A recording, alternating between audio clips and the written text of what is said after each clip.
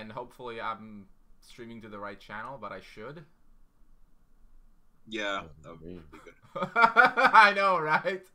Like, Spellweaver has gone live. Here's Tirifka in the back and going, wait, what? What have you done? Okay, looks like it is, because there's an ad running now. Oh, there we go. Welcome, everybody. Happy holidays, etc., etc. I don't know if you celebrate these sorts of things. Anyways, we're here to discuss the 15 totally not power creeped cards that have been released in this month. I have with me two of the Spellweaver favorites, Album, the Wonderful Face, and Jotto, some dude with a parrot on his shoulder. Now, And I had sorry, quite a Owl. large hand in balancing this stuff as well, because I was on the balance team and did my usual, like, 2,000 word report on every card. So some of these used to be even stronger. Oh yeah. I know Crip is quite a shadow of his former self. Yeah. Alright, so we got the cards here. Probably want to give everybody a little bit of time to get in before we start taking the piss out of this upcoming meta. Which channel on Spellweaver Official? Yeah. Alright. Yeah, so before this, I actually played a few games. I ran into PewQ, Vanguard, and Uska. Both PewQ and Vanguard played what I think was the same deck. I wouldn't be shocked, because PewQ and Cruel Tech were both playing this, like, WR list, but it's pretty easy to replicate. Yeah, I mean, it's just like Apocalypse and Fateful Day, really, and then fill in the blanks. Yep. Yeah. And then I was playing Shamans, but both times I was just a little bit too slow, and they got their combo going before I had enough Shamans set up to threaten them. Yeah. I mean, for the record, by the way, me and Ravignir, I think, did extensive analysis on the cards just before release, and we both agreed that every single card here on a scale of 1 to 5 would be rated a 3 or higher. Actually, I think I would take one exception to this. I think the what's this dude called? The Revenant, I think, is kind of not very good. I think the zombie. Yeah, I think the idea is fine, but the trigger is just wrong. Like, it shouldn't be you losing life. I haven't got it working properly yet, but I think anyway, we'll talk about it more, but it's weird. And also, the problem with Revenant was, when we were testing it, it was immensely bugged for the entire time in testing version. Doesn't help, yeah. Which meant we could only test its first half, and its second half, it just wouldn't work. Like, I'll go into more detail when we talk about it, but it was hilariously bugged. And I did a lot of the groundwork on figuring out what exactly was bugging out for that, and did this like big paragraph to Ivco saying, here's the 15 things the game is being confused about, and it seems like they've all been fixed. That's good. But yeah, Invoke managed to break a few things in the game, so I think they've had to change a few things just to get it to work. Yeah. Alright, so I guess we can probably start... No, before we actually cover the cards, so what are we expecting for next Masters? Like, what kind of a shift? Are we expecting aggro to diminish? I expect it to go from 3 Shrining members getting top 3 to 4 Shining members getting top 4. Jesus Christ, album. I mean, I think we're going to get Mayhem, first off. Absolutely. And I'll be surprised if we have extreme aggro decks, with the exception of mono red, because I think mono red might be there in Conquest, because it can exploit people who go a bit too greedy. But even then, I don't know. Right now, like this set of 15 cards are some of the best answers to aggro ever created. Oh man. Yeah, Dragon Assault. I mean, Yeah, wall, too. Hey. Hi guys. What's up? Oh! It's going to shit already. We got HallYall. Tap out. Not yet. Not yet. I'm just getting started. Alright, you haven't missed much. We only just started taking the piss out of you. Really? Yeah, Okay, not out of the well- cards, all specifically. You know how I prefer it when you guys do that when I'm here. We were just warming up for you. Don't worry. You want the good content to come out once you were here.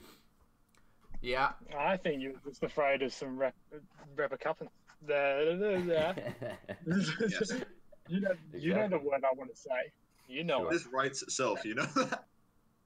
it. So HallYall is on mobile, everyone. I'll get the next one.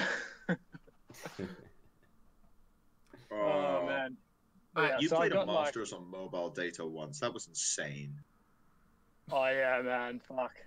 I sent you the screenshot for that build. That was retarded. Yes, you did. Yeah, no. We streamed Ivia. We streamed like the whole final, and then like we streamed like another thing, and then then we did Masters, and then did a stream afterwards. It was all mobile. Pretty good. Yeah, I built Anyway, Fuzz, do you wanna take it away? Okay, so I guess what I want to do is I wanted to cover each card, but I also want to kind of start thinking what kind of decks are we gonna have in the future. And also, what was I gonna say? Are some of these cards like a little bit too, shall we say, meta defining? Because I see at least like 3 here that like are like almost VATS level meta defining. Not like the old VATS.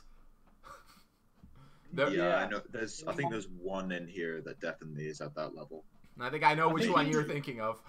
Yeah. I think they were intended to be because it's like the last set release of the year kind of thing. So some big things coming in. Oh, But yeah. I mean, These like, things were I do supposed to be agree strong. with you, Buzz. Yeah.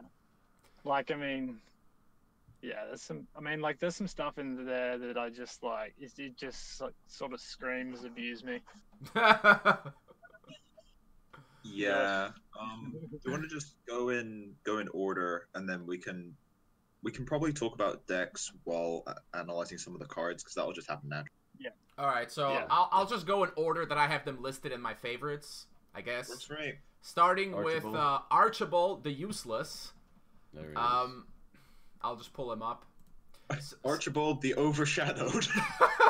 Ooh, I dang. honestly thought the only selling point of this card is that it's a dragon and it works with Dragon Assault. Because other than that, like, it's a cool card, but I don't know that it fits anywhere or does anything useful. Well, do you wanna just read it out first, in case anyone's listening? Sure, I'll do it. Embody. Whenever Archibald engages in combat with a creature, you may pay 2 mana to destroy that creature. If you do, Archibald gains 1 energy. Use this power only during your turn. Ooh. When Archibald dies, put a weakness emblem on up to X creatures, where X is its energy. Ooh. It's a 3 mana, 2 corruption, 1 level. So Phoenix for corruption, legendary 4/4, 2 speed, and it's a dragon. Dragon that does not fly. But I guess that's in the name. The Yeah, Wingless. ain't got no wings, baby. Also, I forgot this had Embody. Also, is Archibald the guy riding it or the dragon? Definitely the dragon. Dragon, because the dragon's wingless. I feel like it needs clarification. I think that's Risha or someone riding him, to be honest, lore-wise. Yeah. Right. So, To me, it's just as important as the wording on the card. can anyone think of any use I'm for this sure card? yourself. Well, it's not actually. Yeah. It's not actually that bad. The problem is it gets a bit. Like, it's Phoenix cost. It's not a Phoenix, but it's also a corruption card, so yeah. But the body's okay. Embody is actually better than you'd think, but then you'd have to have 2 levels, 2 mana, so that's awkward. The problem is that at this cost, you could go Suffocate or Archibald, and against a control deck, it does absolutely nothing. Yeah, it's just a beat stick, not even a good one. It would have to fit into a deck where it hits the curve and comes out like that, and you've got lots of spirits early on, which is like, I don't know. Yeah, but I mean, at like, 4/4, it's already, Marvel- like, mostly gonna kill anything it hits, so what are you really accomplishing with it? Like, what is this board control Yeah, game you're big trying to dragon. play? You could kill Gomer. I get. Well, go where it's 3 speed. It is worth noting Probably. you can. Sometimes. The ability lets you destroy shielded and deadly creatures without getting into combat. Really? Sure. Yeah, it just That's- straight up destroys the creature. Yeah. Like, what about protected? Nope. You No. may pay to destroy that. No, I think you can destroy protected things as well. Yeah, It because you're not should- targeting it- it. It should Shouldn't be work. able to Yeah, target. you're not. You're not really No. targeting it though. It's just like So a, it's like a sack almost. It's like a full Wait. sack. I've thought. So if you put Murder Instinct on this and you attack 2 creatures, can you obliterate both of them for 2 mana? I think it's no, that it depends like on- 4, I think. it says 1 Yeah. creature though, so I imagine the first one, or maybe it It triggers says- once for each creature. Yeah, you Engages pay in 4. combat with a creature, you destroy that creature, which means I think whenever it engages, I think. Oh, okay, it's a moot point because Murder Instinct is already. Yeah, it gives him what? deadly. Yeah, You but get I me. think you yeah, actually yeah. destroy And 2. if you kill the first one, then you're probably gonna you're Yeah. probably gonna kill the second, and trade quite well. But yeah, and if not, then might. HallYall? And he's gone. Yeah, and he's gone. And I'm back. Much And like he's the back. Masters tournament. Don't tell me out so quickly. All right, so but you know, if you're gonna give this murder instant, you might as well play Power Shot and then just kill everybody. Okay, let's not That's a give this sick murder combo. instinct. Let's not because it's not gonna happen. Random comment. It can kill Wall because of its ability. Okay. All right. I let's feel like become- 10 out of Karate is 10, the way sold. to Wall. The 10 out only of point 10. on this card. Anyway, should we go to the next one? It's okay, but it's just a. I mean, it's just a beater. So against control, it does absolutely nothing. And I I mean- feel like this just better. I mean, the only thing it does is that it can I'm kind gonna of run in for 4 damage, maybe. But I mean, you can probably do that with this Devourer for 6. I mean, you can do 3 with the succubus. There's that too. And you can reanimate it for another 3. Yeah, or Igloo it for another 3. Yeah. Yeah. Man, this card is so much worse than Succubus. I mean, it's on a different point in the curve, and the idea is you can play both. But I mean, you can swift it out for 2 mana. That's kind of nice. But it's legendary, so you Yes. can't have multiple. You being get able out to with swift this Dragonfire thing is, or Ultra Dragons. What? it's also actually reasonable against lots of small dudes, because if you embody it, then you can kill one thing, and then if they kill the Archibald, it Ram will it into something. put like Ram it into a gigantodon. yes, play this instead of Gigantodon, please. People. No more Gigantic Swift. I haven't played that back in ages, man. So the consensus is so where would it fall on my made-up star rating? I think at 3 or 2. I put this as a 3 because I think the card itself is actually quite powerful. It's just being a bit overshadowed. No, I guess 3 is fair. Fair I mean, enough. I'd say a Phoenix is a 4 or a 4.5 as a comparison. I think I'd put Phoenix at 5, but close enough. So the only other Yeah. thing is for draft. I think this is like you just use it as a good beat stick. For that case, Oh, it's absolutely insane in decent. draft. Yeah. It's like on curve, 4/4/2 speed, and then if you get it down first, your opponent plays a big dude, and then you just win. Yeah, Seems fair. yeah. It should be, I yeah. think, a pretty good, like pretty Most decent pick. most epics are absurd in draft. So Yeah. All right, I think have we covered this one appropriately well. Sure. Yeah. All right, Archibald. But Maybe you're not so useless after all. It's just Archibald the man. Archibald I the Overshot. I still want to know if it's the dragon or the rabbit, though. That to be clarified. I mean, neither of them But have anyway. wings. Other than that, we can move forward. Okay.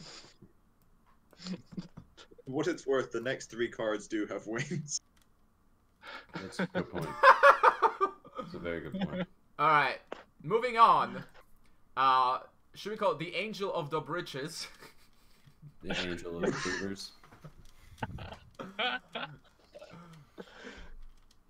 I have a very low opinion of this card, primarily It's because okay. I think aggro is, other than Rage Rush, is like almost not viable at all.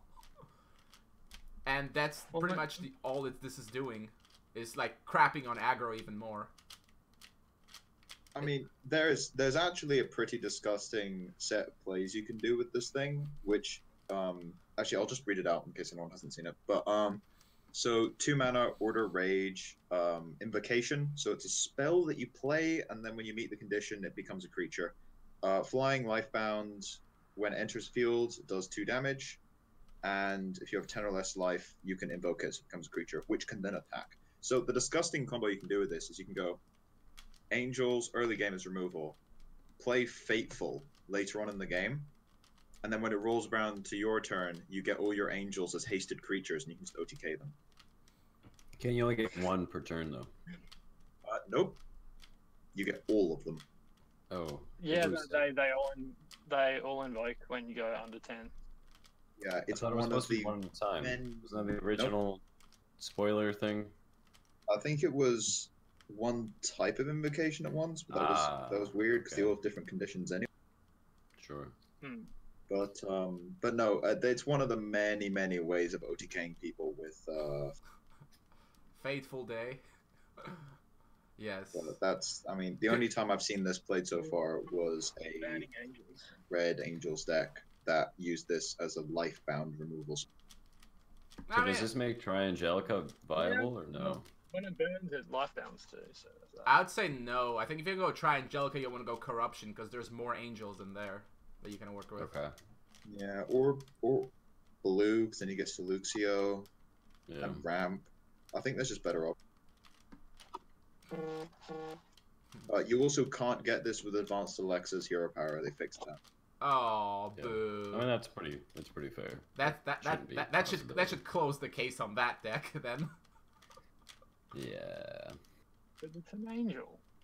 Yeah, but They It's a changed spell, the wording. not a They creature. changed the wording on the Hero Power to say a creature. They did the same for Harsford and what about Yeah. Niena? I don't see why you shouldn't be able to. and Niena. I don't know if they changed, but you could in testing get the Sisterhood off the top of the deck, which was weird. I need to go check what the Because last I checked, the wording was still if the top card is an elf, you can play it. It didn't say elf creature. then you should be able to play Yeah. it. Yeah, it's like part of your hand essentially. If you got Neander. I know that Portal had to be fixed. Niena, I Yeah, 1 mana Yeah. 8/8 Crip was a bit too much. yeah, That sounds crazy. I tested Niena myself, When do we so I get to know talk that about worked. crit? Crip is coming up 2 cards from now. Don't worry. Okay. Okay. Alright, I'm running out of battery. Let's get to it. So where is this gonna see play? Are you thinking in some kind of like that OTK thing you mentioned, like with fireballs and stuff? Well, that or like Order. You could play like Order Rage Bird. Control, like Advanced Zash, and then just kind of like how RD plays now. Just play Order instead. Play these. Go Fateful Day, and that's how you beat Control. Because it's life gain. It's life gain removal. But yeah, although maybe Red has enough removal already. It's a pretty inefficient Possible. removal. Well, I mean, against like Rage Rush, it's great because healing is very valuable. Oh yeah, it's great. You kill one thing, heal for 2, and then they try and nuke you later, and you get a life-bound 2/3. Yeah. I guess it'll have its place. So it won't go lower than 3 stars for that purpose. I just don't think a deck with this will be like the big Rage. No. It's not defining. It doesn't have the qualities of a defining card. Nah. Okay, so 3 stars. I Everybody good had with this at 3. It's like 2.5, 3. Yeah. I was gonna say 2. Oh man, rough. And draft, I think it's kind of like alright. Okay, and draft. If you're playing Burke, it's madness, but Burke is already crazy enough. Oh yeah, Burke has no trouble. But I mean, I don't know that you would specifically pick these 2 colors just because you happen to pick up an Angel of Retribution. Nah. That's like I'm already an order in rage. Oh, Angel Retribution. No one else wants it because it's super specific. Yeah, but I mean, you're not gonna go out of your way to play this. All right, moving on. The other Angel, which I have an even lower opinion of. Oh, I love this thing. I got to rank 1 with this. Yeah, no, I think this is another Fuzz call.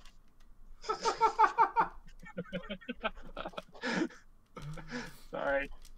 Hey, that's fine. That's fine. No, Jotto did make a really good deck with this, and it's pretty awesome. Kind of feel like Jotto, Well, go on. or maybe just interpretational. I don't know. So basically, Fallen Angel's weird because there's some weird quirks to it that make it stronger than it looks. So 2/2, 3 speed, flying in body. Whenever anything you control dies, you pay 2 life, get a Might Emblem for 3 mana, 2 different levels. The thing is, you can embody a spirit, like an Enchained Soul, off an Emanation or even just the Enchained Soul. I don't do that anymore. And then it becomes a 2 mana, 3/3, 3 speed with Swift. Okay, so that does work off of Embody. I was not sure whether it triggers off of. It does, and that helps. It's insane because you play this, and I've been playing a deck that has a Malric and Namir's Blessings in it. So you play this big board, go Fallen Angel with Embody, Namir's Blessing, and then your opponent is like, what? So because they can't remove anything, because then the Fallen Angel beats them to death. Well, I played it in Saturday Conquest before. It's pretty funny. Like, they just got this giant fucking angel, and they can't deal with it at all. But it does. It's not as unfair as some of the other cards here, but it is very powerful. At least if you've got a deck that it works with, you really. I mean, the color combo plays quite well for it. Oh yeah, without supporting cards, it's what Fuzz said. But yeah. Oh, yeah, it's awful on its own. You really need a deck that goes a bit wide. Yeah. No, it's not like a strictly include card thing. No, and you need to be the aggressor. If you're playing this on defense, you're probably just gonna die. Yeah. Yeah. Just killing yourself. Yeah, you literally end the game faster. Like, I'm behind. Let's hit myself for 2. But no, it was deceptively strong. I think a lot of people, when this was in testing, weren't a fan of it, and then I threw together my Malric deck just to throw against AI because it was like couldn't find people to test with. I was like, this actually kind of works, and then I threw it into ranked, and it works. Although part of the reason is it's an Innkeeper deck that can go 1-for-1 with the mid range and beat them. And Innkeeper's important because the wall. Also, a Malric wall. All the cards in that deck, though, on curve are just like really, really, really good in terms of value.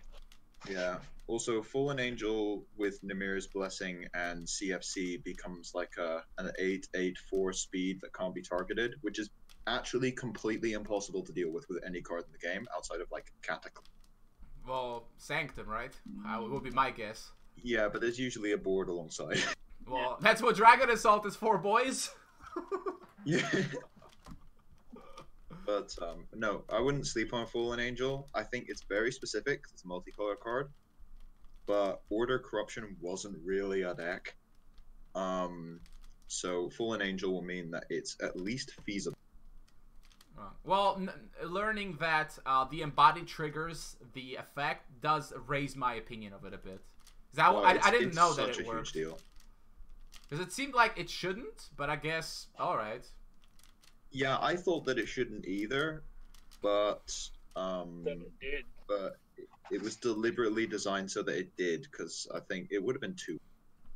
Did Album leave us? No, I'm here. Okay, it's like.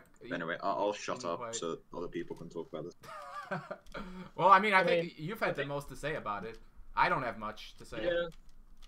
You made a deck around it, so I think that's it. I mean, I'd be really interested to see if we could get advanced Alexa off the ground with all the black and yellow heroes. Maybe get some removal in there. Maybe make it more of a control deck with this kind of win condition, kind of like Grand Union does. You know, I'd be really interested to see that. I don't know if it's possible, but I'd love to see it. It could have worked Angelic because of Igloo. You can Igloo one Angel, and then it's like you start the turn with one Angel automatically. You play 2 Emanations, and then try Angelica. That's just 9 mana. And I think it's very possible. I want to see Angels come back. That's kind of something I missed since the Peacekeeper days. It's been quite a while. We need Clone. We need Clone. Clone too. He'll do it.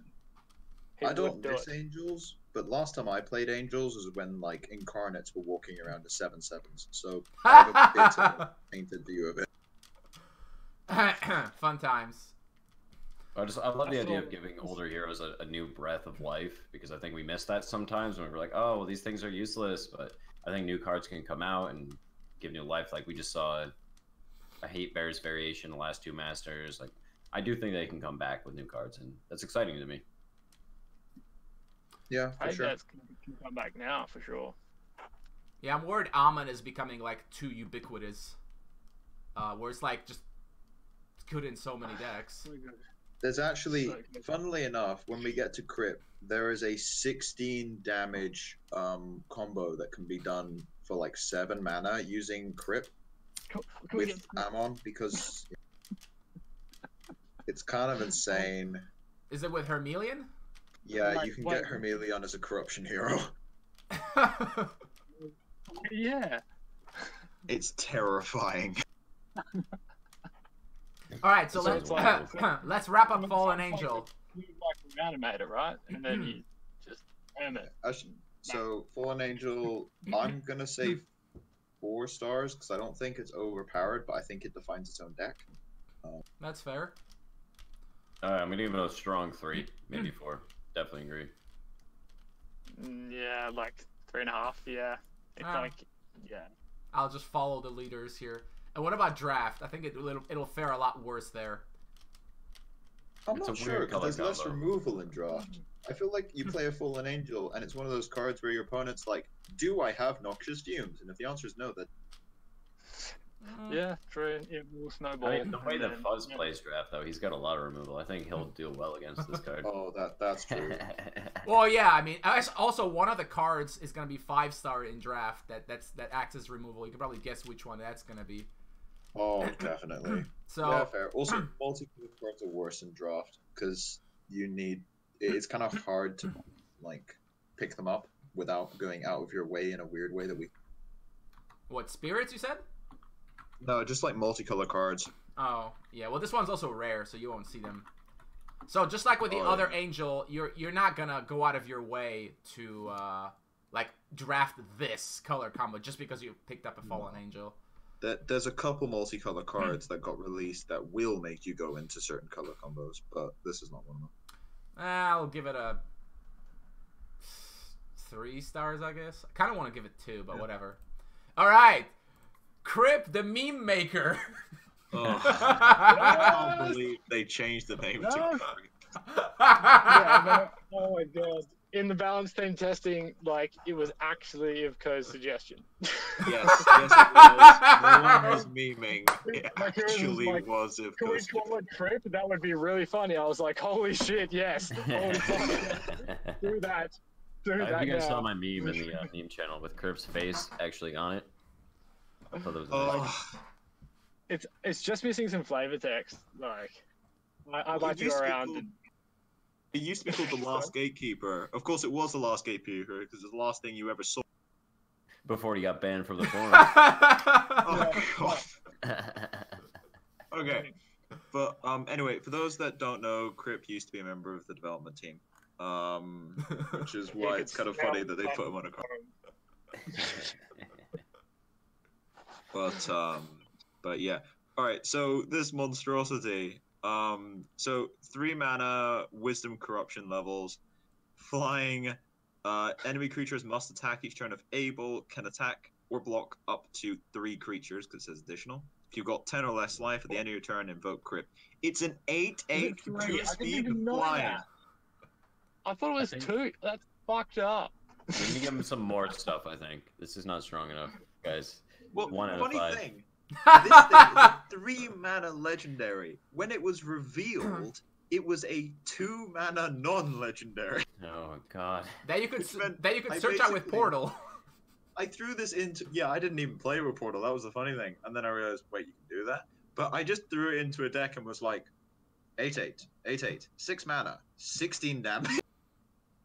Yeah, I think if we gave it Unstoppable, we'd see a lot more play. So It already it kind of has. Wait, pseudo- unstoppable? What? You want this thing to have unstoppable? I Deadly, just think, ranged. Let's so- just make it into well, I chicken. mean, like, well, if we think about it, true to the law, was Crypt stoppable?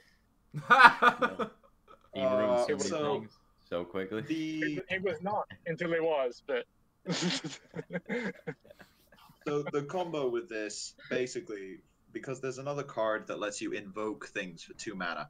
So what you do is you get Amon, you get Hermelion as the hero power, and then you go Crip, invoke Hermelion hero power, and that's 16 hasted damage.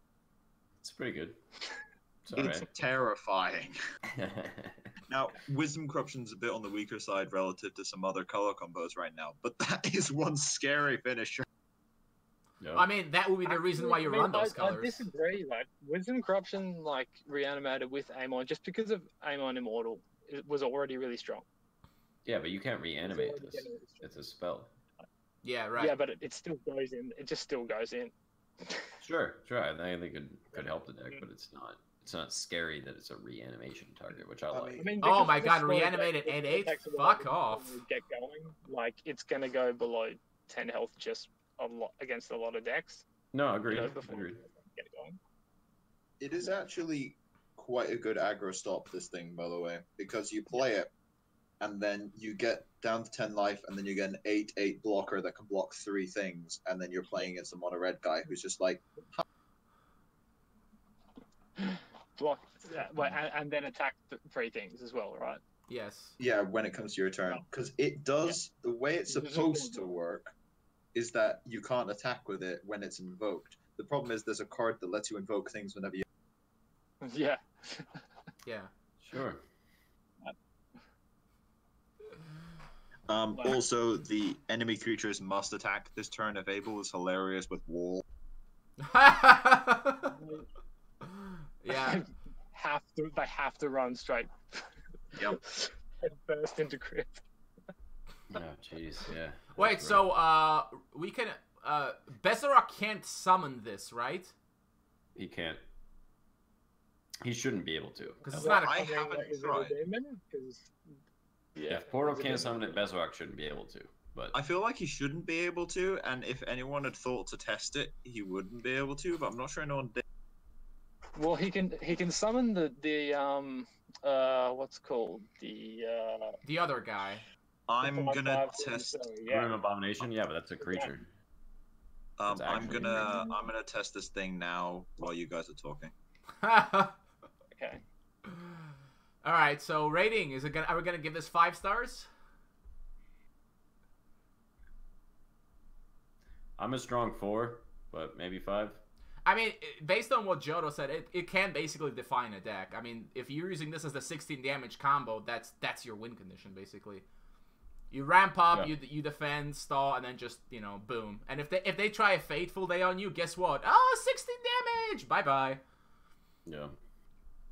So yeah, I think this guy might hold up Wisdom Corruption by himself. It's a shame he's heroic though, because it's Well, you can just buy him now. So it's yeah, not I mean, yeah, really if you've got fair to 600,000 entry. gold, just buy the whole thing. It's worth it. You also get like 25 mystery boxes or something. With Yeah. it. You want to play against this thing in draft. That's why it's heroic. I don't see a lot of black-blue in draft, though.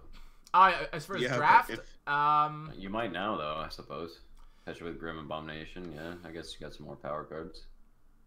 well, I mean, I wouldn't consider Grim. Oh, yeah, I guess Grim, okay, it's decent. As far as this, because you are not that likely to be able to invoke him, but probably at least 4 stars. I wouldn't go lower than that because it's gonna wake up and your opponent's gonna be gonna think like, okay, well, I can't get him below 10 because this thing is gonna wake up and kick my ass. And the whole your opponent having to attack is no joke either, because it's very because they can't protect their board anymore if they have to attack.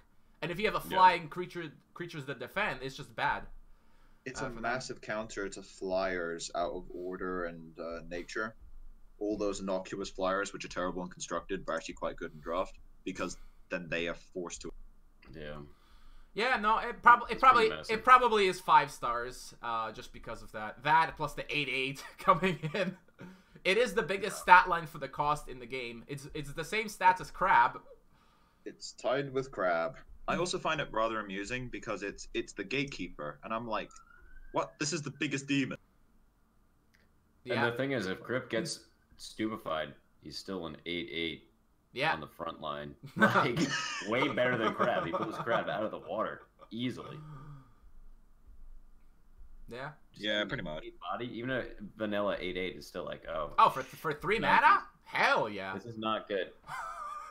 So this plays around Stupefy pretty well, I would say. Which is good because Innkeeper's stock went up in this this thing. Yeah, for sure. But anyway, should we move on? So I think we're pretty much unanimous. So, Did we lose Hall? Yeah, maybe. maybe. I heard it. Anyway, let's just continue. Next up, the other blue-black demon. By the way, this art is hilarious. Oh, I love You it. cannot get it off Bezrock. You, Crip? Yeah. Okay, makes sense. Well, I you mean, You can Can't get get off Grim a Raygun Abomination either. though, which is funny. I mean, but, if you could get yeah. Crip, oh, I'm just gonna Bezrock. I'm just gonna get an 8/8 out of it flying. Yeah, sure, why Yeah, not? Game over. Yeah, exactly. But no, you can't. All right, so this Which is card, good. I saw this and I could think of exactly one use for it, and that is just a straight up mill deck. Yeah. Because you can play it and you can igloo it, and it'll come out, and you can spend like 8 mana milling 8 cards. And Yeah, so a blue, black, Yeah. red. I think we've seen that before. I've played against this in Mill. Outside of Mill, it has the same issue as Archibald did, where it's like, oh woo, it's a 5/5 that goes face. Yay! But the milling thing's good. There is a problem with it though, which is if your opponent has a creature on top and it transforms, it loses the ability to mill. Oh, interesting. So you can't go too nuts with it because it at some point it just won't work.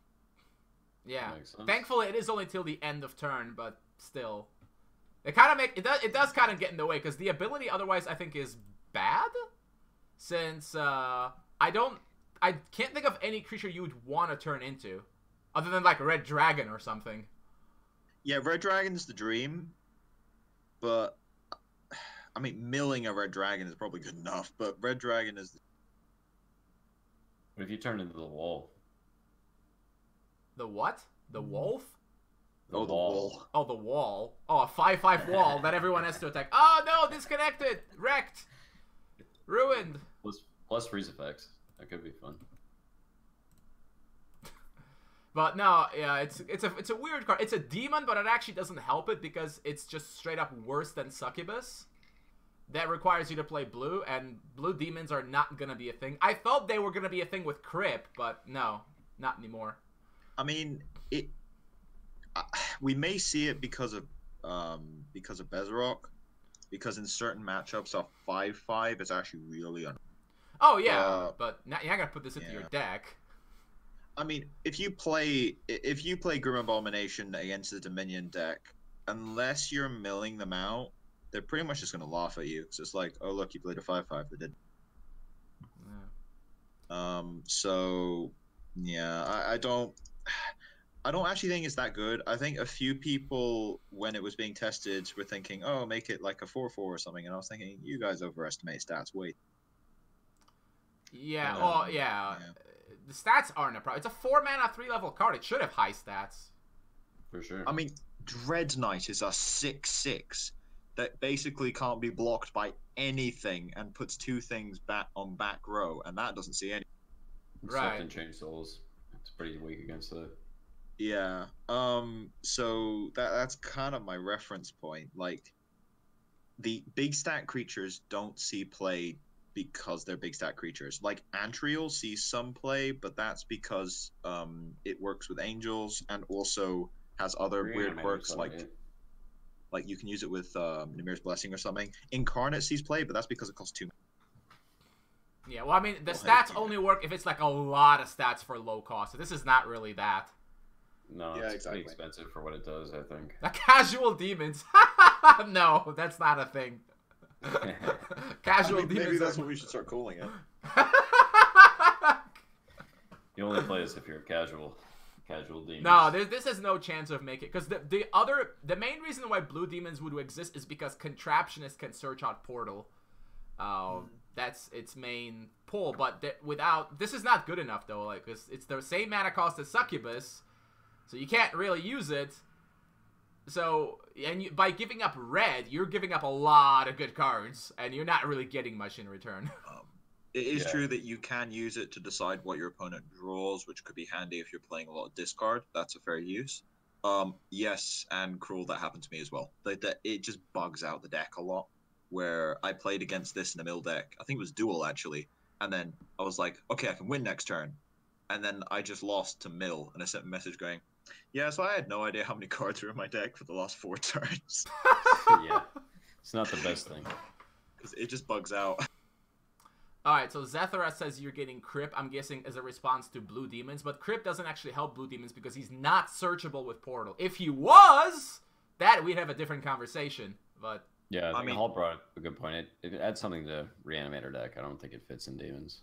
I mean, it is true that you'd be in a deck that self-harms, which gives you an easy way to use Crip.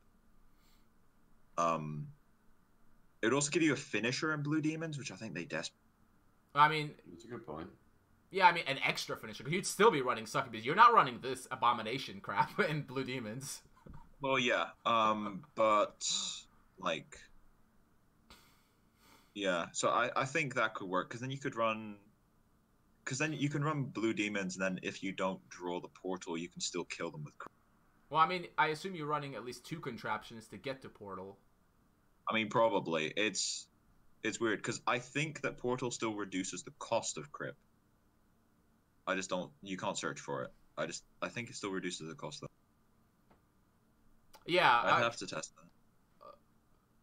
Yeah, because I think it just says demons cost 1 less, not demon creatures.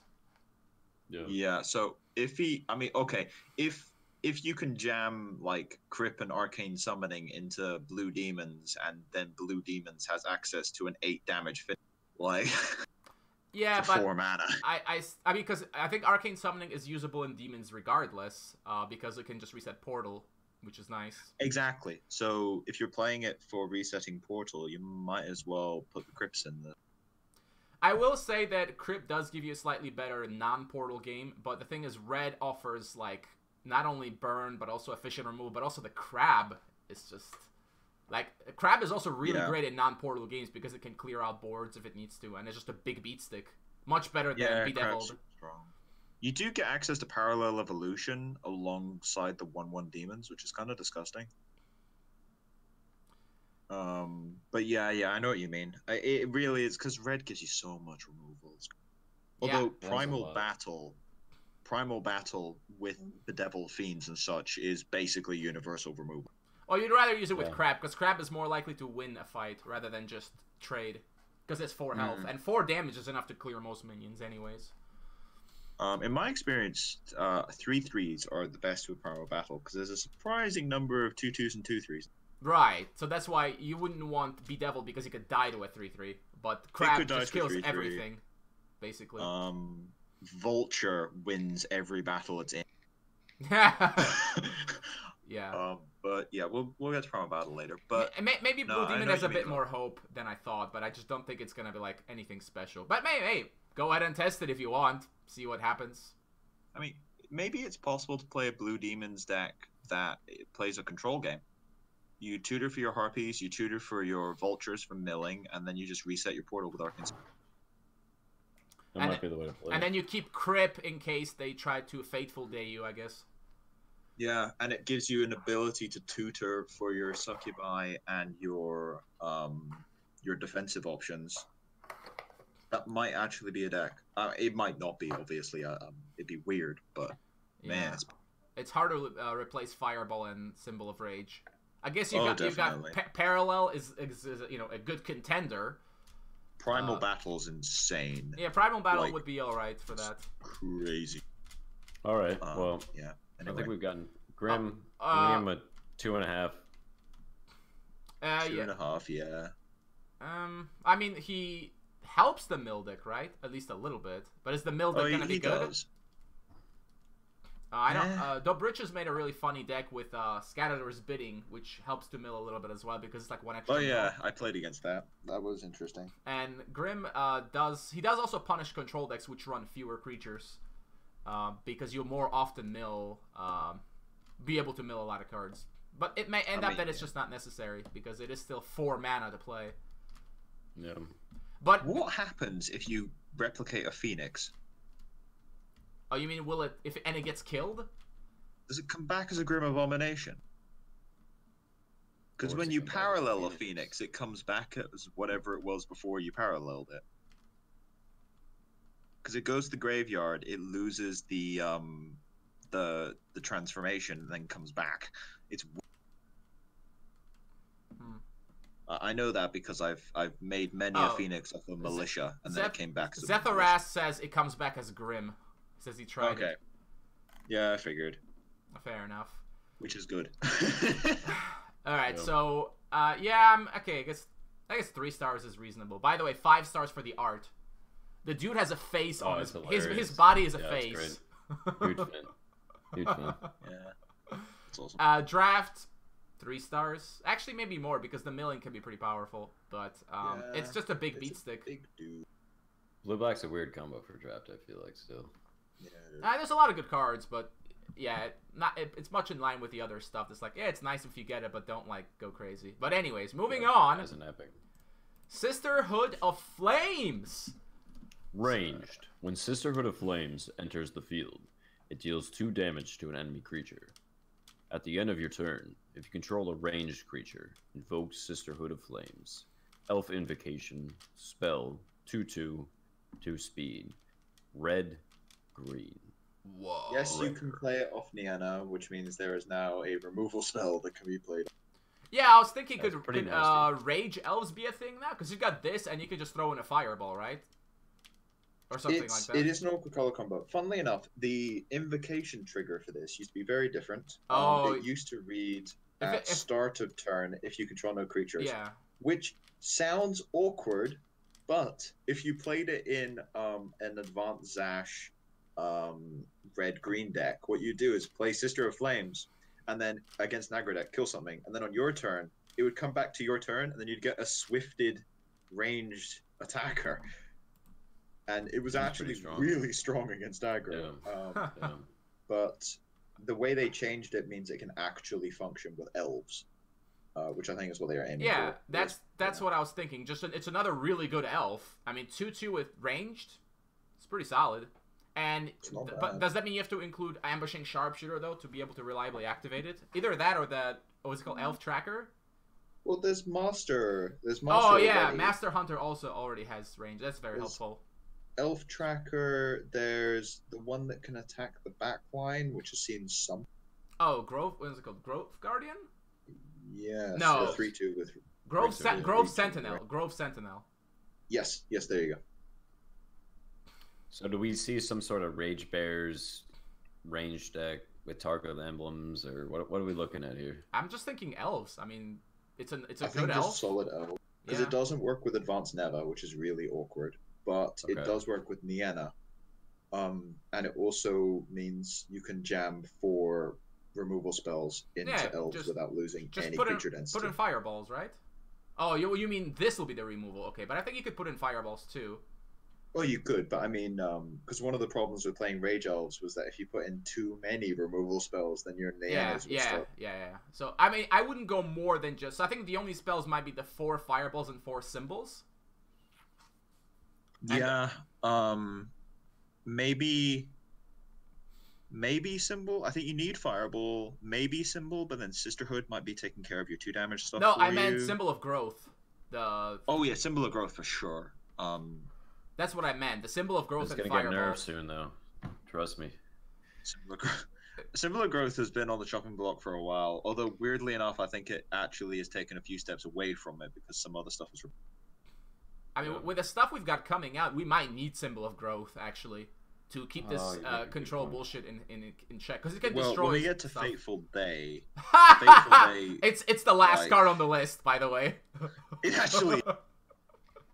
Very appropriate. We're going to be referring to this thing constantly, and then get to it live. Well, it is the big meta definer. Yes, it is. It is like Exciting, boy. This card is crazy in draft, by the way. It's a removal spell, and then ranged creatures are already better in draft. yeah, than they are and in- draft.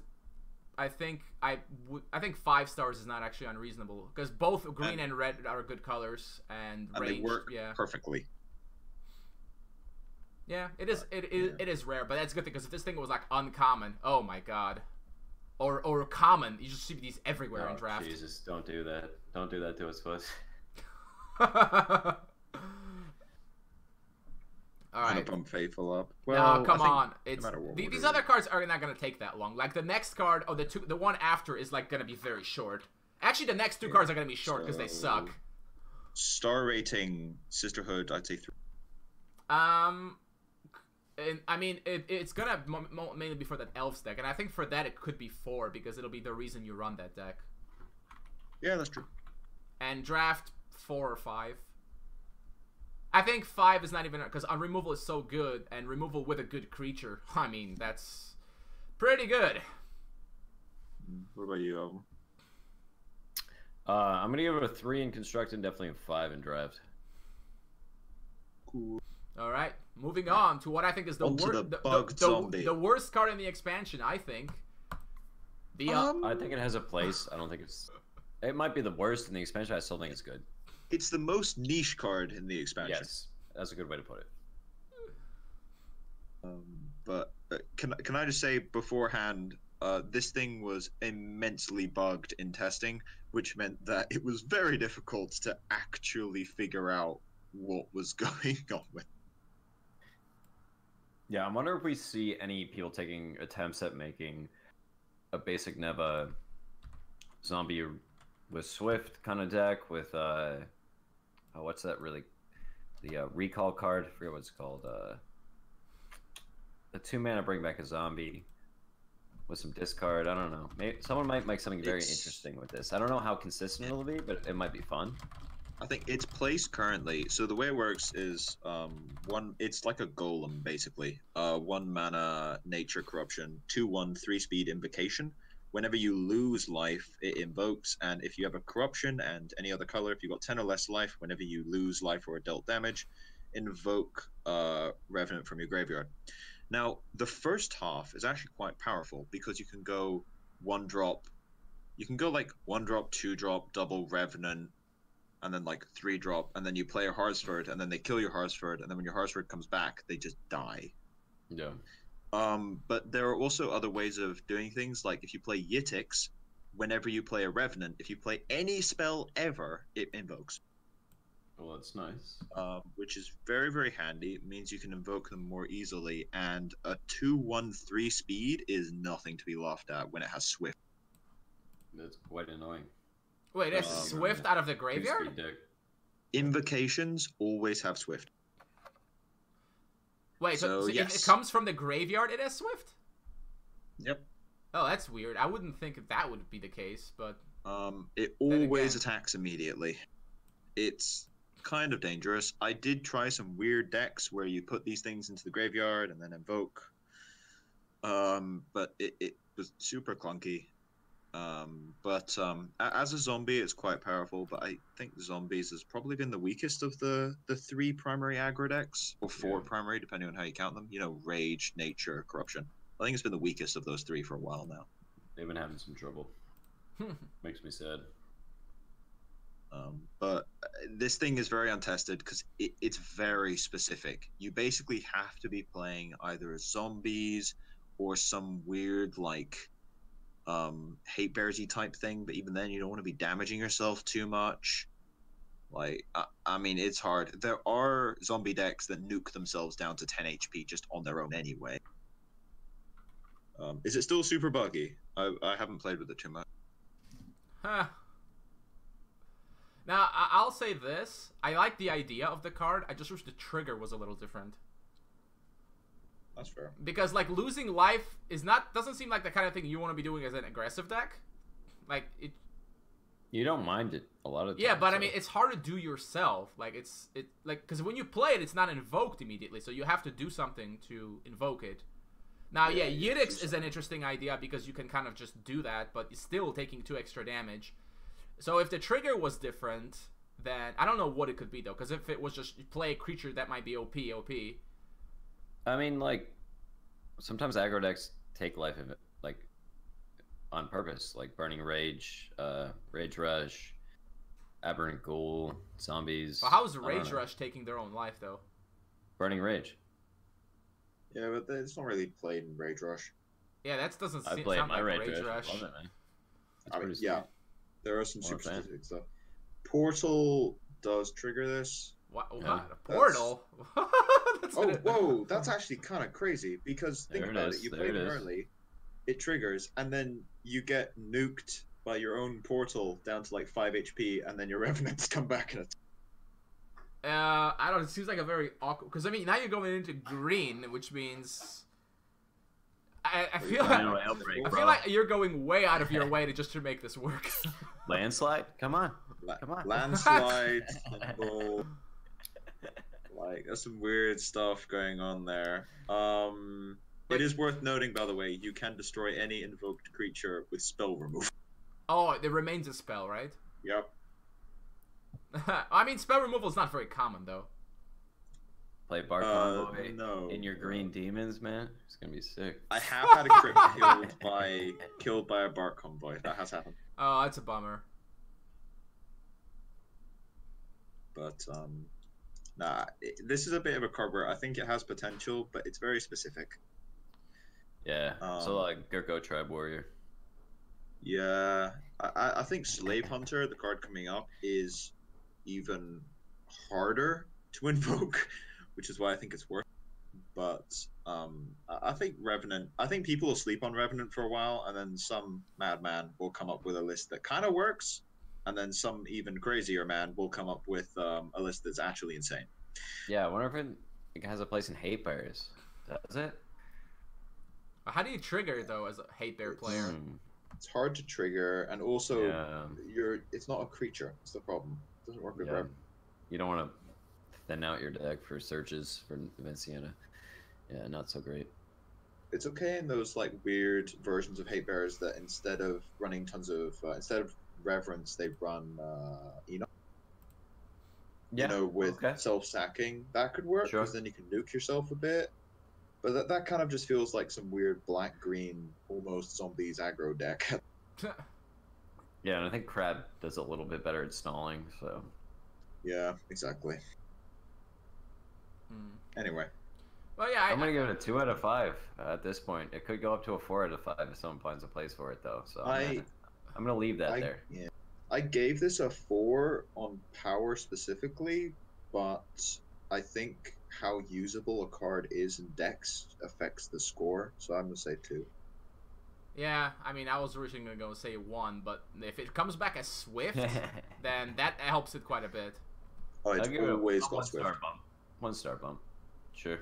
And draft, I kind of want to say 1-star almost. Oh, this is super hard to get working in draw. Yeah, like you get 2 really crappy cards and you pick this one. Yeah. All right, bye-bye, Revenant. All right, Slave Hunter, the card I almost forgot is part of this expansion. Oh, come on, man. This Look thing's at that weird. art. So, Look at that giant head. It's sick. okay, so this is basically a Vanguard in terms of stats, Sure. right? And then But harder to get out. the goal here is that you play it on 3 and then you follow it up with either a Jacquerie or like the Flame Rune Warrior or something, and then you kill the thing. Dream that's is Jacquerie. So does this make Jacquerie playable again? I would love that. Those decks were fun back in the day. There's an awkward combo though because Jacquerie Yeah. buffs whatever you're trying to Oh kill. yeah. So then the goal Aye. is that you kill something and then you get it on your side, and it's a nice tempo swing for you. But that's really only gonna work against aggressive decks, right? It works well with Boar, but you've got this weird thing where if you want to use it with Boar, you have to start Dominion, go Slave Hunter, and then go Boar. Well, you Which is play Boar really on 4. weird. right? Yeah. There's the shrine. There's cannonade, but cannonade usually doesn't leave anything with target emblems left. Yeah. There's the 3-drop that puts target emblems, 3/2 that damages them. Yeah, Flame Rune Warrior. There's Jokri, but that's Rules. a little... What about rules? Can't forget about him. Oh yeah, forget about Gruels. There's Gruels, I guess. Basically, the thing with Slave Hunter is when I was testing this thing, when it works, it is the most overpowered thing ever devised. When it works. But it doesn't work very often. And you play this against a control deck, and your opponent's just like, what do you do? I mean, you might not even ever be able to invoke it unless you put a target emblem on. Oh, it has to be an enemy creature. So no. It has to be an enemy creature. I'll just kill my own creature with a easy spell here, and bye-bye.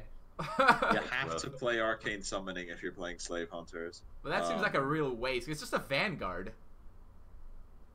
It does have Swift, but you're also in the color combo that has Fireball. So, like,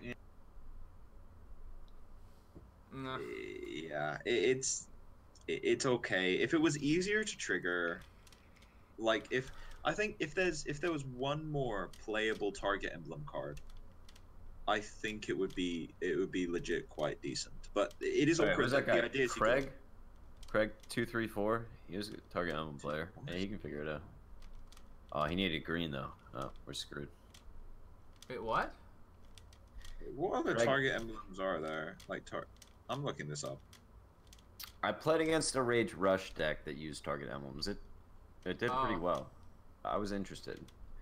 Here's some funny ones. Spore Shepherd, Elf Tracker. That's never happening. That's a 3-color. There's Cannonade. There's. Nope. Oh my God! There's Wall of Flames. There we go, boys. That's a meme card right there. Build them up. And then there's Jackery. Jackery should work the best, but it buffs what you're trying to kill. Yeah. Kind of anti-synergy there. It's rough. Isn't it? Because like Jackery's actually quite a powerful card, but it does not work well. Yeah, it's like, oh, Slave Hunter's gonna power Jackery. No, it actually makes him worse. Yeah. Wait, I feel like we need a Dominion card to target emblems, or at least add something to curve on. That would help. Yeah, well, I mean, now the good thing is you have both Flame Rune and the Boar as a follow-up to this, so at least you're likely to get that going. You do have to play them a bit off curve, in that they're basically 4 drops instead of 3, but if you get this effect to go off, it should be worth it. Yeah, so do you start red and just, like, quell the flames and then go purple? Is that, like, such a crazy strategy?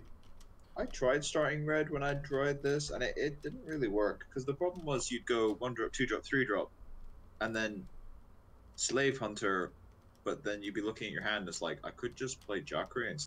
Well, no, wouldn't you play this on 3? Why wouldn't you play this on 3? Because Boar Rider is like crazy on 3. Yeah, we were talking about like the options here for starting red versus starting purple.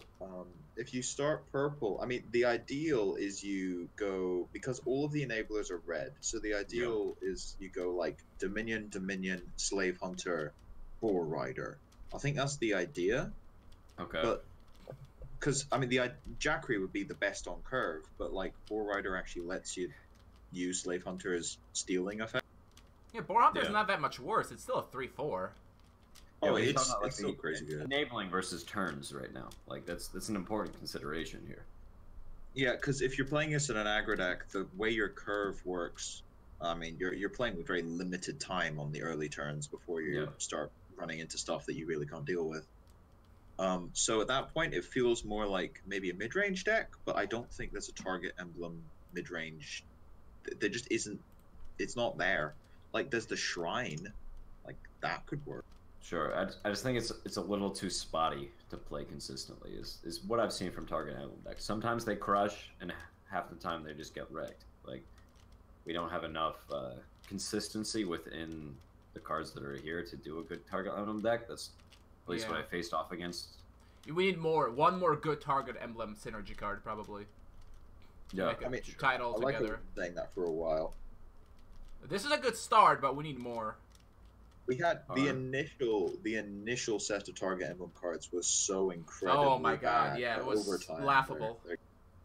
I mean, the first version of the Shrine was so bad that it actually, I think, earned my vote for the worst card in the expansion. Or the second worst. Oh, no, it was second worst.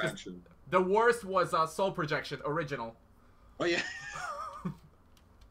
Yeah, there was some bad cards. Cannonades also used a shock instead of dealing double damage. So, the target was just bad. It really was. Wow. It's slowly getting there. Yeah. But alright, we're building up to something, though. So, I'm going to give it a 3 for future potential. I think right now, I'm going to give it a 1. But I think that it can become a 3. I'll give it 2 because I reserve 1 star for cards which are just garbage, and 2 for cards that are not really playable, but, you know, maybe waiting for something. So we'll give that 2. And in draft... Yeah. Oh, don't even try. Yeah, I mean, the thing is that both the Boar and Flame Rune are really good cards in draft. So you generally play red and purple in draft. So yeah, I think I'd trust your opinion. It could work. It could work. Like it's not that you're gonna have to go that far out of your way to play it, because these are good colors already, and the cards that activate it are already good. Yeah. So yeah, it could. It could be pretty good. But actually, you know what? Both of the target cards that are good are commons. So yeah. Okay, yeah, you sold me on this. I'm also gonna change it to a 2-star based off the logic where it's like. It will see some play probably eventually. Yeah. When other stuff happens. Cruel Text says, Dragon Assault. Hang on, there's no situation where you pick this card over another rare? Well, depends. I mean, how many rares are you going to have in your pack, first of all? 2 if you're lucky. Also, that's implying first pick. Whereas I think this would be like mid-pack because multicolor cards. I mean, yeah, your first pick, there's probably going to be something better. So yeah. Speaking of first pick draft cards, by the way, the next team are coming up. Yeah, I'll say I could give it 3 stars, I guess. All right, moving on to Dragon Assault. Pay up to 4 life. Dragon Assault deals that much damage to all non-dragon creatures, plus 2 additional damage for each dragon you control. Come on, my dears, it's time for breakfast. Risha the Heartless. Wait, so 2 mana. Wait, so is that Risha writing it? No, it's not, right? I don't think that is Risha writing Archibald. It might be Risha. Let's compare. It is Risha. Her hair is black when it's super burnt, but super red when it's on fire. She's kind of one of those like fire demon kind of bitches. Anyways, she's got horns. It could be Risha. It would make sense since she's on the dragon tech. Yeah. We're slowly piecing together the lore here for you guys. I like how watching. When this was revealed, we were like, "This thing's insane," and it turned out to not be the strongest card they were going to. Well, I mean, it's still pretty good. Though. I had my eye on Fateful Day. Don't get me wrong, but it's not bad. This card is basically just eliminating something like soldiers from the meta because they just play this and your whole board is gone. And then what? It's like red because. Let's be honest, red corruption outside of demons, which this does not fit in. Well, shamans also. Shamans. But shamans might struggle. Well, yeah. When Azurus was around, that's one thing. Oh, yeah. The old Azurus. But this thing is like, it's basically a 2-mana Cataclysm against a lot of decks. And hopefully you don't have to nuke yourself for 4. Most of the time, 2 or 3 is good. Yeah. But yeah, it kind of just erases soldiers from play. And I think a lot of mid-range decks would have a very hard time against this. Like elves also. Elves are gonna have to run some burn, otherwise they just get deleted. But they have at least the swift hero power. That helps. There's also something slightly disgusting with this, which is you can play Wall and then Dragon Assault. Okay. And then the wall doesn't die to your Dragon Assault, and everything they were trying to play to get past the wall died. That's beautiful. Yeah, so that's kind of insane. Well, Shamans can do this with Yard Priest. Play Yard Priest as a 7/7 Dragon Assault to sweep the board, and then just go face. Yeah, Nothing else it's can quite powerful. It does kill Nimir's Blessed stuff. However, it does not kill Amalric's stuff. No, I think they're immune to damage as well. Oh, is that a direct up to Amalric? Thanks, Igloo. Can I say, by the way, we haven't got to the wall yet, but Amalric Wall is the most trolly combo in Spellbook. Torek, are you listening? Please tell me you are. Alright, because that's BRB, like guys. That's like you Alright. play the wall, you Amalric it, and your opponent just stares at you. That's like those Trump people, man. Wow. But yeah, you're not getting past that wall. But yeah, that's kind of funny. I actually had a game where I went wall Amalric, and then the next turn over, I went Namir's Blessing on the wall. Oh wow. It's That's like, pretty yep, nasty, huh? you're not getting past this. You have to attack it. You shall not pass. You are Gandalf, my friend. Whatever, we won't go there. I just find it funny that Dragon Assault doesn't kill the wall. Yeah, is it? If you have dragons on it, could, right? I mean, yeah, it could. But That's like, what the is only living way, through though. 4 damage Yeah. outside of like a Weakness bust up? emblem, or you have a dragon on the field. That's the only way it dies. That's pretty insane. That's cool, man. That's really cool. Yeah. Also, the Dragon Assault decks are probably the ones playing the wall. I would imagine. I wonder if we'll see a dragon deck that someone tries to run in Masters. That would be hilarious. I mean, there's going to be a lot of red dragons, but I'm not sure if they'll be in a dragon deck. So. Sure. That's fair. Yeah, I don't know. It's interesting because there's passageway that you can throw in there. Yeah, I think that will Passageway, Burning Rage, Demons. I think a lot of things could play this. Definitely Shamans would like this. There's a lot of like worry about rush in Shaman play, and you could lose some life to clear a board and be happy at not losing a lot more life in that situation. I really like it for that. And he just mentioned it works the same with Angelic Song. You just can't attack. Ooh. All right, I'm back. But yeah, so Assault's pretty damn good. I mean, it's actually, weirdly enough, you want to be a little careful about it against red, because you Dragon Assault and then they're like, and haste kill. Yeah, But or burn against kill. all the other regular decks. There's some things you have to worry about, yeah, for sure. But it wipes the board, leaves a wall, which means you've got like an on-curve board sweeper that leaves your defender in place, which is pretty. Not too bad. Yeah. Also, that color combo doesn't have access to any ramp whatsoever, so it's very useful to have this board sweeper at this map. Yeah, it's a good thing this isn't like blue.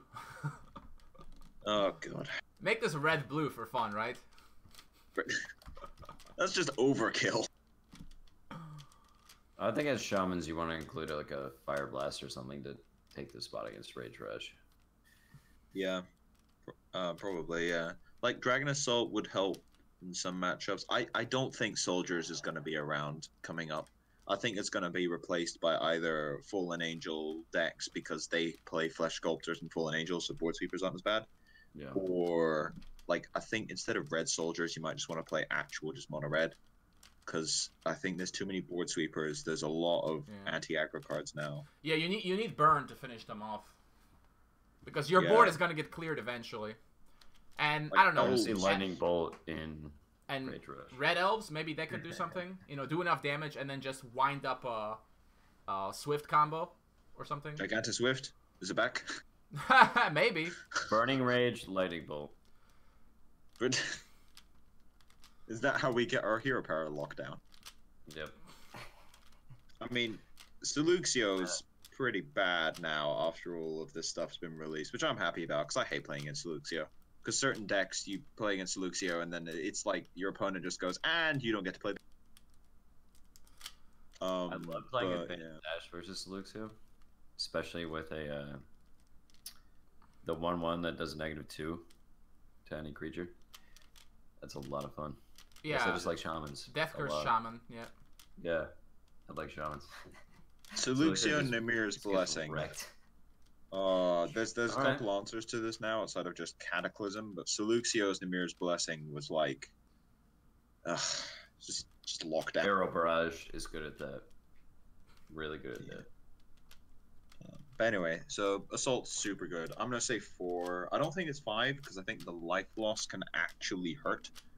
Sure. But it's That's good. definitely very good. So I'm glad it has a life loss though, because otherwise it would just be like Half to 4 Oh mana. yeah, of course. F that, man. F that. That would be so Two mana crazy. cataclysm. Oh my god, I would die. Yeah, I'll give it a 4.3. Come on, no points. All right, I What? guess it's downgraded. Round down, it's a 4. Run down. Yeah. Fuzz, I guess you're kind of on the board with this. I'm still inclined to say 5 just because of the sheer power of it. Even There you though go. it might Don't back down. Don't back down. it might see less play because, you know, if aggro gets wiped off the face of the earth, then you don't need this card that much anymore. All right, That's well, true. Vanguard agrees with you. But it's Bye still, for sharing but this, it's still, Des. but it's still good just because you could clear away like enemy defenders. It doesn't kill wall, unfortunately, but It helps deal with the mid-range threats as well. Yeah. Like Phoenix. And for draft, I think this is pretty much the strongest draft card in the game at this point. It's pretty nasty. Basically, Pretty I'm nasty. giving it 6 stars in draft. That was a 0.3 Yeah. right there. It is slightly disgusting in draft. Slightly disgusting. I mean, in trials it's even crazier, but most people don't play trials. Fuzz is gonna just start playing Burke in trials with this card. I don't think What is that? you even need Burke if you've got this. It's a good thing it's Oh. rare. Oh my god, this better be rare in draft. It is. Yes, it is. Thank God. It's only rare though. It's not epic. You're gonna be seeing these things quite a lot. I mean, it's gonna get picked, yeah, if it comes up, but yeah, still. Okay then, moving on to one of the other fun meta-changing cards, Nightmare Pony. the Scary Pony. When Nightmare Stallion enters the field, search a hero's deck for 3 non-primary cards with different names, and put them under Nightmare Stallion. When a hero plays a card with the same name as a card under Nightmare Stallion, invoke Nightmare Stallion. Beast Invocation spell. And it's 3 a mana, 3/4 with 3 2 speed. mana, 2 level, 3/4, 3 speed. This used to be 2 mana and it was stupid. That's a But- lot. Yeah, so it turns out that a 3/4 with 3 speed that can attack immediately is kind of scary. A little bit. A little bit scary. I think this hasn't seen too much play yet, but I think it will. I think that there's a Dominion Corruption aggro deck that likes the fact that they get a 3 attack Swift, because you can use it on your own deck and then just take a 1-drop that you have in your hand and just go Stallion, and then next turn Stallion 1-drop. You could use the 0 mana Slave, right, to get it immediately. Yep. The Gladiator, just play it, you know, put that under, boom, immediately attacking. Oh, it's so much power on board, and also that color combo has some issues getting access to 3 speed. Actually, oh, other than Shadow Step Assassin, I don't, and like Infected Survivor, which are defensive cards. Yeah, exactly. But of course, the man. main interest of this card is the whole combo breaking potential, where you can not only see their entire deck, you can just cherry pick the cards you don't want them to have. That's pretty sick. Take a bunch of portals from demons. Take a bunch of grand reunions. Take a bunch of silencers or whatever, or red dragons. I mean, Oh, you're you making play Dope this Britches against feel like really sad right now. you play this against WR, and then it's like, okay, so you take Dragon, Silencer, and one of the Fateful Days, and then you play a second Stallion, and you take the second Dragon, the second Silencer, and the second Fateful. And then you just What an play asshole. Arcane Summoning and just double activate it, and you still get your Stallion. But you can use it on your own deck and then invoke it, and when it dies, all of the cards get dumped into your yard, which means you can effectively play 2-level Reanimator Ag. Oh, right, you can't take 3 of the same cards. My bad, I misread that. No, That's still no, good. no, It's you still can't just good. play Stallion and go, and you don't have a card. It's still but still yeah. good, but yeah, fair enough. But yeah, you can set up your own stuff for reanimate. Like throw a Bezarok in there, because why not? It was like Bezarok. Succubus. Because the thing is, they Doctor go straight into Sticks. the yard. Yeah. They don't even have to be in those colors. Like, they go straight into the yard. You could Oh get... no, they go under Nightmare Stallion, so the thing has to die. Oh yeah, it has to die, but I mean, like, if you're never gonna go 4 levels anyway, why restrict yourself on colors, right? Oh yeah, you can just throw Karthus, Bazarok. Like, I don't know what else you want to play, like, Elgaron, if you really... But then you gotta. I But don't then you do have to. Oh yeah, you're gonna have to use the summoning to activate this then, and then it has to die. Yeah. Oh yeah, but it's. I mean, it's easy enough to activate. You'd be surprised if you're taking cards out of your own deck. It's actually quite easy. Yeah, you can pick one card that's in your hand. Yeah, right. Yeah, exactly. So there's actually some really strong stuff you can do with this. So I think it's going to see a lot of play. I think it hasn't yet because it's a card you really need to kind of think about a bit, and it also got a bit overshadowed by Fateful Day. But it's a very strong. I'm gonna say right now. I'm gonna say 4.5 out of 5 because I'm not giving 5 out of 5 to anything outside of Fateful Day, and Primal Battle because those two cards are crazy. Strong 4. Strong 4. I think I have strong 4. It's like you want to say 4.5. That's a strong 4.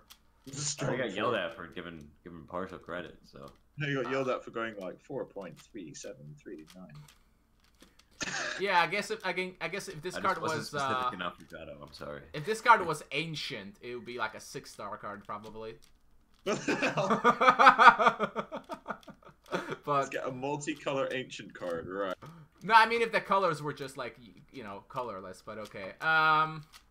Yeah, I guess I'll give it 4, but it's like close. I think it might end up being 5 because it's gonna be useful like forever. Like it's always gonna be a consideration in the meta.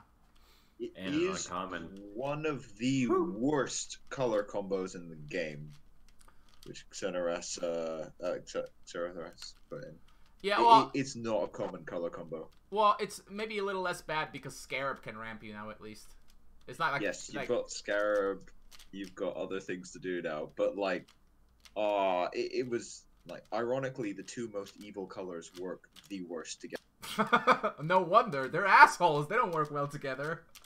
Yeah. Also, every time I see this thing, I just keep hearing "bad horse, bad horse, bad horse." Bad horse. Why does this thing have a purple glow around it? Cause it's a nightmare stallion, obviously. That explains everything. It's gonna run into your dreams, Fuzz, tonight. Oh God, I can't wait. I'm gonna ride this thing across a valley of death. Okay. In the middle of the night. Oh, and the draft rating, I think. It's kind of weird because it's actually going to be very hard to activate it. And also very hard to draw. You need a duplicate. You need a duplicate in your own deck, and enough of them because using it on your opponent is not the best. I mean, you could still take important cards from their deck, but it's a 3 mana like do nothing almost. Yeah. And I'm gonna go take Fireball. It's also a really awkward color combo. Yeah. Yeah, I don't think this is actually good in draw. Yeah, like, when it was 2 mana maybe, but at 3 it's kind of slow. It'll have its moments, but no, it's disconnected, ruined. Wait, what happened? I got disconnected. Okay, yeah, I'm gonna give it 2 stars. Okay, moving on. Now the ancient cards. We got 5. Okay, not the wall. Okay, 4 of these cards are ancient, and we've already mentioned that too many ancient cards is gonna make too many decks similar because these are included in anything, and there's very little downside, including especially the last 2. Anyway, starting with the weakest of the bunch, Power Shot. I mean, you're starting with Power Shot. I was like, I've got it sorted by summoning first, or whatever. Power Shot. So they changed Angelic Temple, so it doesn't work very well with this. So it doesn't have like 8 energy on it, and then you Power Shot and clear their board and get 10 life. As much as I love Angelic Temple, I think that was a good change. Oh, did they change it? That's it doesn't get energy if it's a creature. Oh wait, no, yeah, I know what you mean. Yeah, I played with this where, because it was kind of weird because then you could go Temple, Power Shot, attack. Yeah, it's a little too strong. Well, you can still do that because this card basically reads like 2 mana, pay 2 life, deal 2 damage. Occasionally, it can do more if the creature has energy. But it's actually, it's minorly disgusting with Wall. Oh, you can freeze more things. Well, it's not that it freezes more things. It's just that wall is already annoying enough, and then you get basically a colorless fireball. I really hope this powers up Grand Reunion with the fairy there. What fairy? Energy fairy. The Empress? No. Or the Moonlight Patrol? Moonlight, yeah. It's really, really strong with Eleanor. Ellie. Oh yeah. I mean, are we treating this as just a 2-mana give 2 energy primarily? Well, I think primarily it's going to be doing its damage, because I think there's more efficient ways of giving things energy. I think this will be used to pay the 2 life and deal damage more often than not. And if you're not, I mean, most of the energy stuff is blue anyway, so it's like... And blue needed a buff, because blue sucks, mono. But actually, I might try this because it's a crazy curve with the blue 1-drop. Yeah. Oh, that's yeah. insane. That's like you love play it. that alright. Yes. Yeah, play that alright, and then your opponent's like, play a dude, and then you just kill the dude. Well, yeah, but you just have to use this card to kill the dude, so it's not like you're free killing. Yeah, but like the best thing about it is that like if you go first, you play alright. Your opponent goes like goblin, and you play this, kill the goblin, and then they have to make a decision, because if they don't kill the spirit, there's a guy coming down with multiple shields, because it still has that energy. Oh, that's so much fun. That's so much fun. So they have to be careful with it. Ancestor's Guide with Murder Instinct.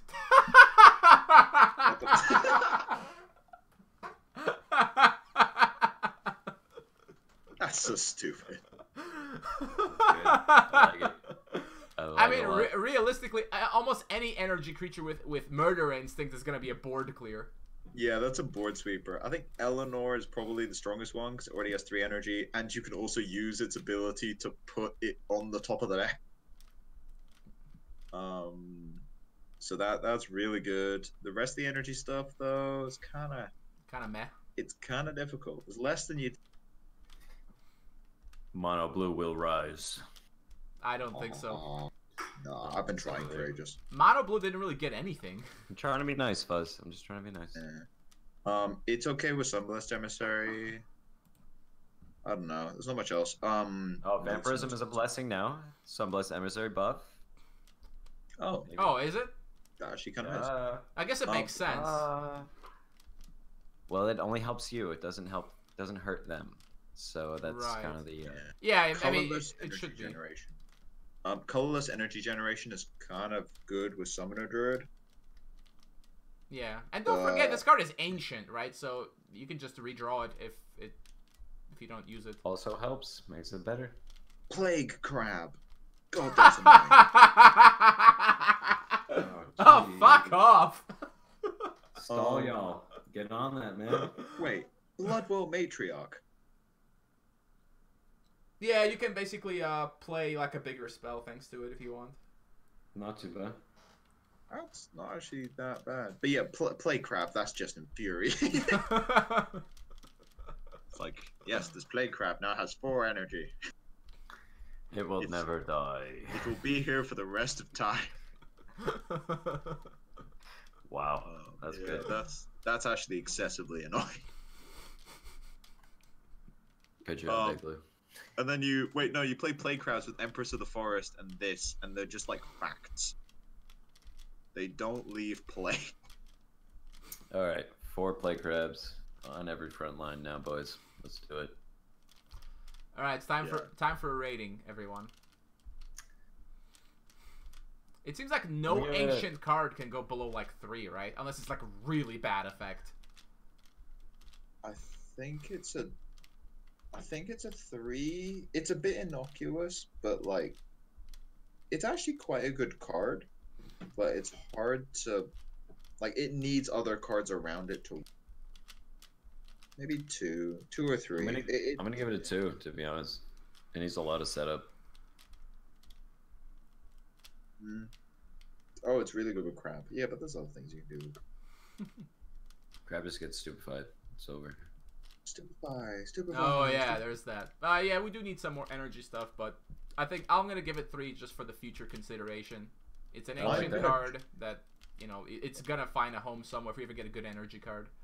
Or I'm gonna try to make a Crab Empress of the Forest power shot deck, and I apologize to whoever cues into. I hope you got a lot of time on your hands.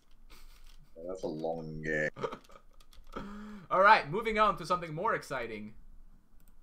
Arcane Summoning. We've referenced this card a lot. I think it's got a lot of potential because invoking things like Did we skip the Crip. wall? Wall is next. Now the ordering's a bit weird. Yeah. Wall is next. It switched in mine. Let's go for Arcane. All right, so this one, I think it's. I don't know if I want to start with a rating, but I say 4.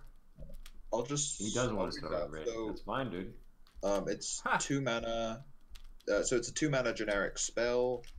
Ancient. Choose one. Put an artifact or spell with level 2 or less on top of the deck, or invoke a non-creature invocation spell. Play boost. You can play it immediately for a second time if you pay 2. This requires some clarity. So the ancient allows you to play it as a shrine. However, if you use it for its shrine effect first, you cannot play boost it.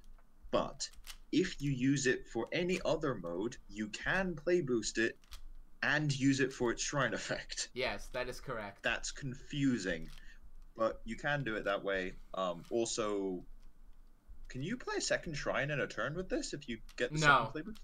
I mean, when you play it as a shrine, it says play the card as a shrine for a mana card. You can't play more than one shrine per turn. It'd be OP if you could do that. Can't play multiple shrines. What's really insane about this though is the spell removal is cool, and the artifact it lets you reset portal, but the invoke anything is nuts. That's where the crypt OTKs come. Yeah, this is mostly because of Crip, because of the 8/8. You can also just like put a spell or artifact you need on top of the. This thing feels great. It's a very flexible card. The play boost is very nice. Being able to like send off 2 Legends totems against shamans is a pain in the ass. Yeah, man, this thing feels wonderful. Too Arcane wonderful, Summoning maybe. Arcane Summoning Vulture. That's a good combo right there. That's old landslide basically. This feels really nice. Too nice, real I think. OTK. Well, the real OTK is, I mean, you can do 16 damage with the Hermelian switch. Yeah. And you can do Fateful Day, that, and then like a Succubus or like anything. But yeah, so there is an OTK with it, but yeah. But no, I think it's a very nice card, very flexible, can do a lot of things with it. It's ancient, so there's very little cost to including it in your deck. Yeah, they made the card art dope Britches, just putting out a spell for Maximus and Ravignyr. Good. Something worth noting, by the way, you cannot use this on Nightmare Stallion anymore to put it on top of the deck because it's no longer 2 mana. You can use it to recycle the effects of Sisterhood of Flames and Angelic Retribution. Wait, you can't use it on Stallion? It's 3 mana. It's level 2 or less, not mana. Is it level 2? Wait, I thought it was 2 mana. No, that's way stronger than I thought. Yeah, a little better. Yeah, you can bounce lightning totems against shamans. Oh. Okay, yeah, just play this with Vulture. That's like your universal removal. I feel really sorry for Lamp sometimes, you know that? For Lamp? I mean, no, I don't. It's miserable to play against. But, like... I love putting a Haunt on Lamp. That's my favorite thing in the world. A what? Haunt. Oh, Haunt. It attacks. You have a 1 mana spirit that just blocks it every time. It's the most hilarious thing in the world. It's like, oh yeah, this really bad card. Oop, put it on you. You can't do anything. Nice. That's annoying. Summoning.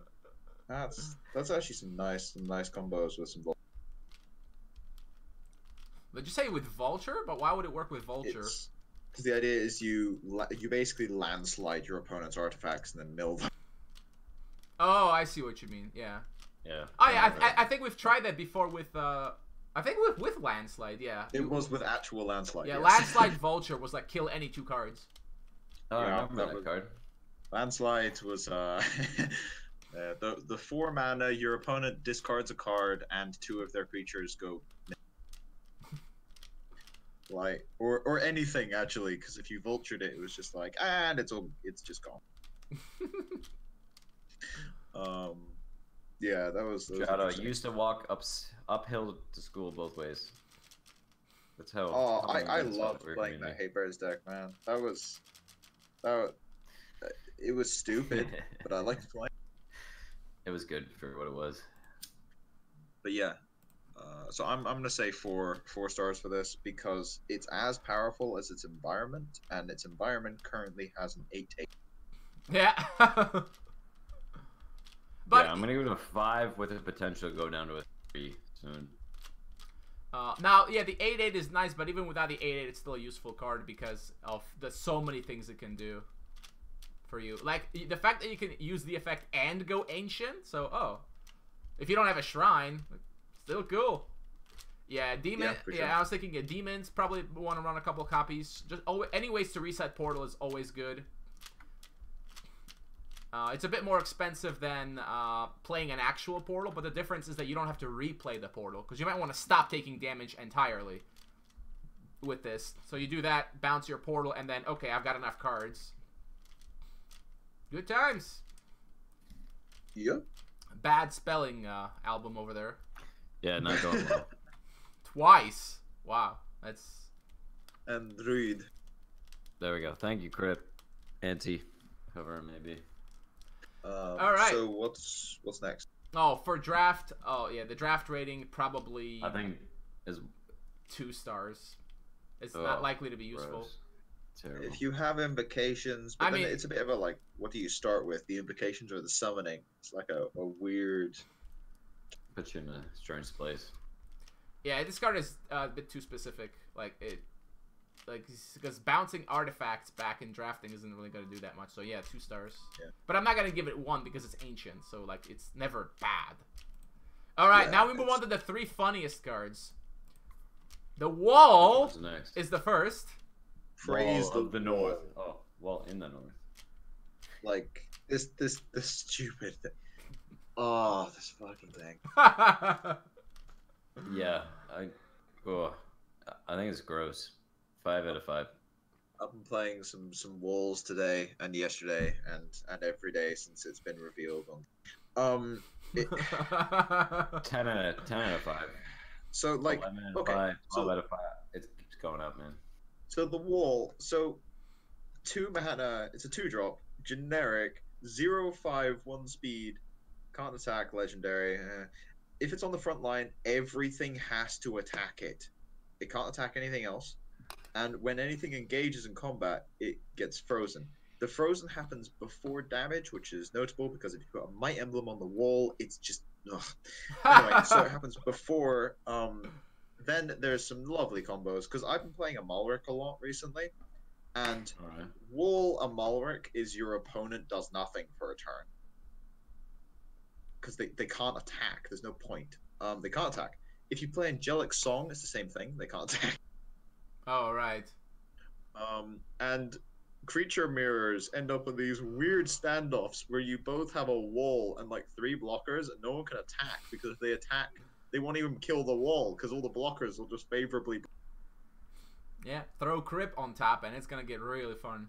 Oh, it's crazy. And Dragon Assault doesn't kill wall as well. Innkeeper does though. Oh, Innkeeper is rough. Innkeeper is basically 1 mana removal for the wall. Yeah, and Keeper is just getting buffed and buffed and buffed. It's alright. Well, Innkeeper is always going to be like a 5-star card because Stupefy is ridiculously good. Oh, hell yeah. Way better than the Yeah. Fairy Stupefy, because then it's like, oh, you're attacking. Oh, it's gone. Wait, how does that work? Do you have to attack the wall, and then as soon as you attack, if you steal the wall when you're attacking the wall, does everyone just get their attack cancelled? Wait, That's very possible. steal the wall? Like if Oh, you're with attacking with the Bad fair. charm. Oh, no, the attack should be cancelled, yeah, because the attacker has been removed. Unless one of the creatures has Unstoppable, then it'll deal face damage. That's gonna happen at some point, and someone's gonna be very confused. It'll be a good talking point for Masters. I'm excited. Yeah. I'm so like this thing is gonna see a lot of play. It's so good. You can't not play it, is what it boils down to. Yeah, Rage Rush is gonna be banging their head against the wall a lot. Literally against the wall. Good fun. It also makes Yitix absolutely disgusting, and then Fateful Day proceeds to slap that deck down. But like Wool in the North, when I saw Wool in the North first, I was like, wait, really? Like the strongest deck in the game is OD Control, and its only weakness is Rage. And it's like, have a generic 5 HP blocker. But that can be sacrificed for a card later. Man, you thought Relic Guard was good. Man, you haven't seen anything. Yeah, you've seen nothing. Also, one turn heal isn't good at the moment, but the stall potential is definitely there. All right. Yeah, I'm not a big fan of this card at all. I'm It giving should. it 5 out of 5 stats rating, 0 out of 5 fun rating. I mean, it helps put a stop on aggro, but it really should have 4 HP. 5 is just insane. That's gross. You have to cannonades it. Yeah, Rage Rush needs to run 3 creatures into it to kill it. I mean, it's a 2-drop that lives through Arrow Barrage. Yeah, I can't play Herman and Hill anymore. I have to run cannonades and Rage Rush. Come on, Igloo. What do you think? But I get why it's in the game, because aggro is too strong. But it It's just been has too pissing much- a lot of people off, yeah. But it just has too much. Oh, if you think aggro is going to piss people off, wait until the OTK decks start taking up.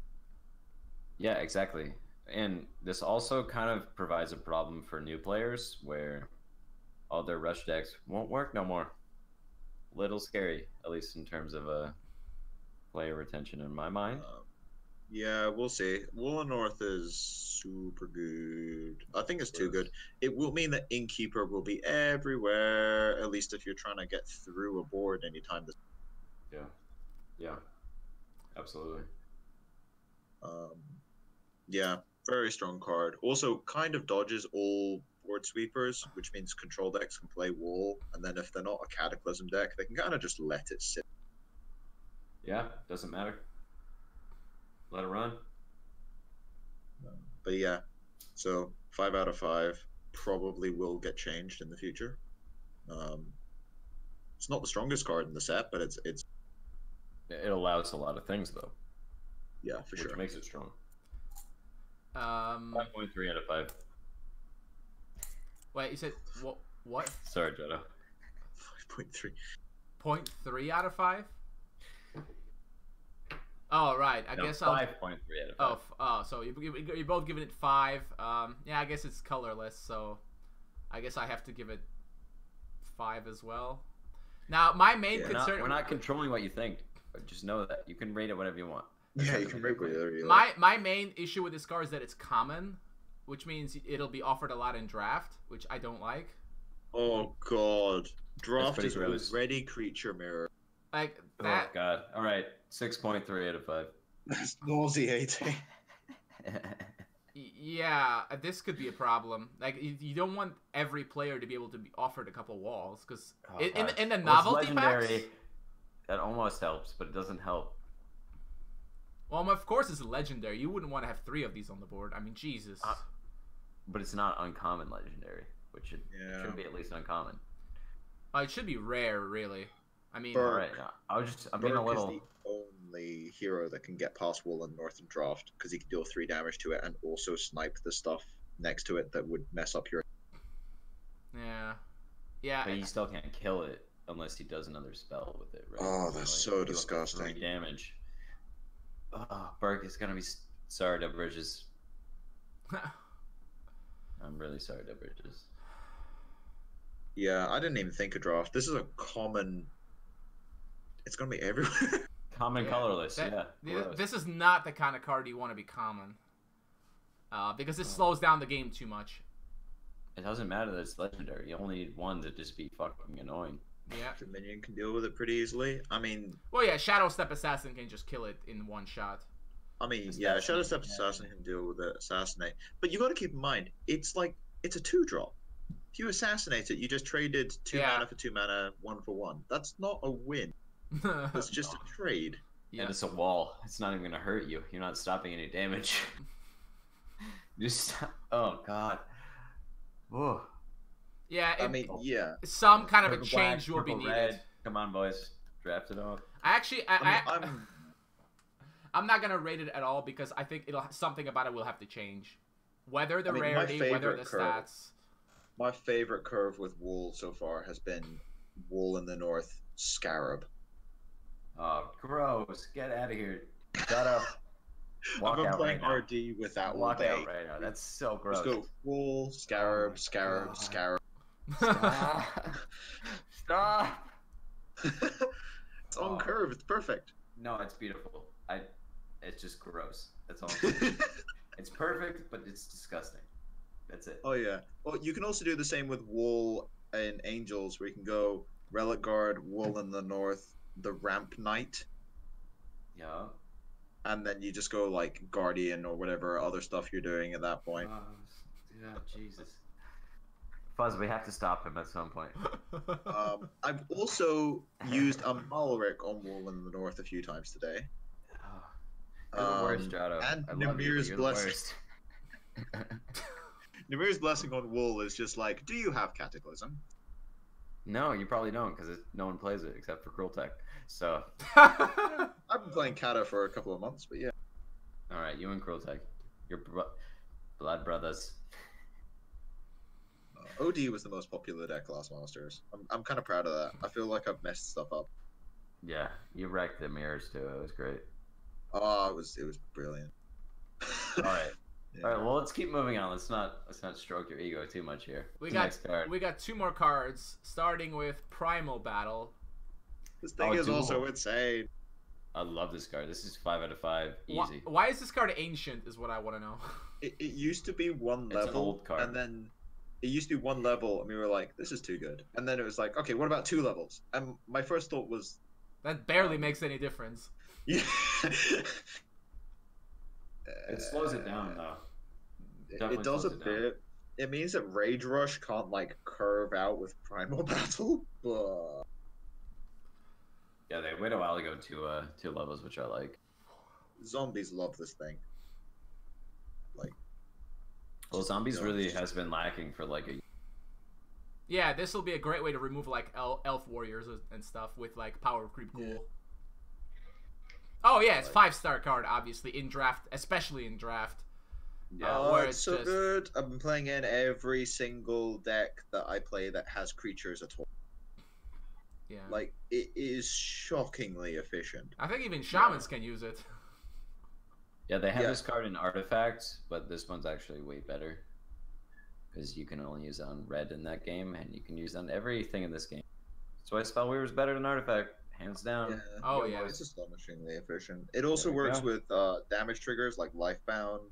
Yep. And Deadly. And yeah, it works with Deadly, and it also works. Like, actually, wait, does it work with kill triggers? Meaning? Like when you kill something, something happens. Like Slave Hunter, for instance, or I think so. What? It seems like it should. There aren't that many of those in the game, so it's... Yeah. It's a niche topic, but it's worth exploring. But yeah, Primal Battle is a powerful card. Yeah. Very, very... This is one of those cards that makes me worried about the Ancient tag. Like, this card is just good in everything, basically. Yeah, it's like a... And it has no downside because it's Ancient. Yeah. Yeah, the only downside is deck space, but that's a loose argument. That's a weak-ass argument. No, someone beat Britches with 100. Anything's possible. Wait, with a what? Someone was running a 100-card deck and beat Britches. Oh. So what I've been doing with this is playing a Malric, because you protect your creature and then Primal Battle to kill theirs. Oh. A Malric buff, boys. You heard it here first from Jotto. You gotta trust it, man. I was making that deck and I was just like, what's the best hero for this? And I thought, I forgot a Malric was in this game. Yeah. I think everyone forgot Amarok was in this game. Thank you for bringing him back. He was super busted when he came out, and then they nerfed him to make him disgusting. Yeah, well, yeah, the plus one attack was ridiculous. So yeah, but no, there's some super good stuff you can do with this. There's also it works really well with creatures that scale but are just stats. So like Vulture, for instance. Oy. Vulture just Pretty kind of gross. eats anything. You can just kill any creature, basically. Angels has universal removal now because generally they have the biggest creature at play. Yeah. And also, Emanation is shielded, so it doesn't care too much. Yes. Yeah, it's a good combo. Dust Titan. I mean... Like, oh, Magi Expedition. That's a disgusting combo. It's Are like you listening to Britches? crab, fight, draw a card. Now you got crabs, baby. That'd be my death throw. You can also get it with Jin Wishes. So like, yeah, you're gonna be fetching those. There's also some other ones like Jungle Death Trap. Oh yeah, that's. Oh yeah, 2 mana 4/4. Yeah. Sorry, Elite Vanguard, you're dead. Is there any reason why ancient cards have to be neutral or the other way around? I think that's just part of the flavor. It would be weird if we had an ancient card that wasn't. I guess they could have them to be in color, but then... I think the idea is that they stay neutral. Yeah, they're supposed to be neutral. That's sort of the concept. But there is some limits on this. You're giving a lot of different colors of buff, right? That's the idea. That you don't want to give it to one color because they're so powerful. Yeah. You're basically helping every other color deck with this ancient card. Some will benefit from it more, for sure, but with more cards being released and everything, I like them being colorless. I do like just the one color. It's kind of gross, I think. A lot of them are quite powerful, but a lot of them are quite niche. Like Primal Battle and Wall are 2 missteps in my opinion, but the cards are generally quite niche, which means they power up every color, but they kind of have specific deck requirements. Like a good example was Devourer of Worlds, which it's not ancient, but it's fitting under the colorless theme. Book of Spirits, for instance, that was in multiple different color combos. Yeah. Mark of the Gods, Mastery of Ancients, things like that have all been quite good for multiple color combos. Power Shot is a good example, I think. I think the 2 missteps are Primal Battle and Wool in the North because they're just pretty much better than anything else. Yeah, Primal Battle needs to cost 2 mana probably. It's just a little too efficient at 1. It's like better than Fireball in a lot of cases for removal. It does. They're too strong, which means they're fixing color's entire weaknesses, which is a problem. And then we get to Fateful Day, which is even stupid. Oh wait, bonus points. It's a common card in draft. Wait, oh god. All right, 10 out of 10, 10 out of 5, whatever it is in draft. Jesus Christ. This is 5 out of 5 in my opinion. And wait, also, funnily enough, I have killed more walls with Primal Battle than anything else. Because it's one of the only ways. It's one of the only ways of getting around that stupid freeze trick. Hey, at least they didn't make this card instant. Fun fact: the wall used to have 2 energy. Yeah. Not fun.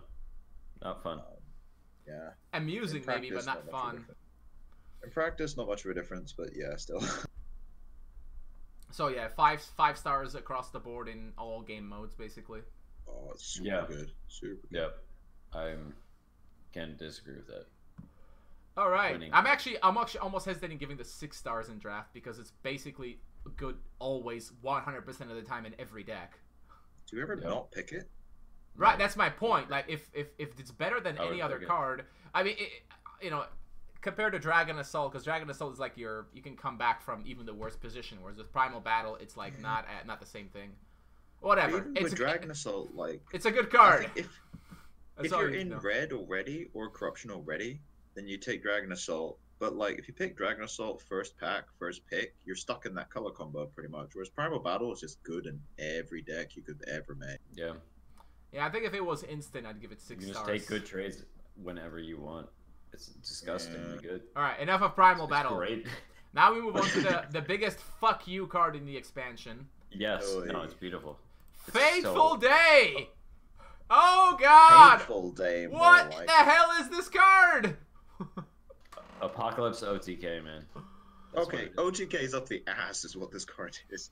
Ba- But like, Basically, it's- it reads I'll just 4 read it mana, out. deals It's 16 also damage. counter to OTH, so it's counter to everything. It's 4 mana, 3 levels, legendary, heroic. It used to be 3 mana, 2 levels, by the way. You're welcome. That's why we have it. Oh my god.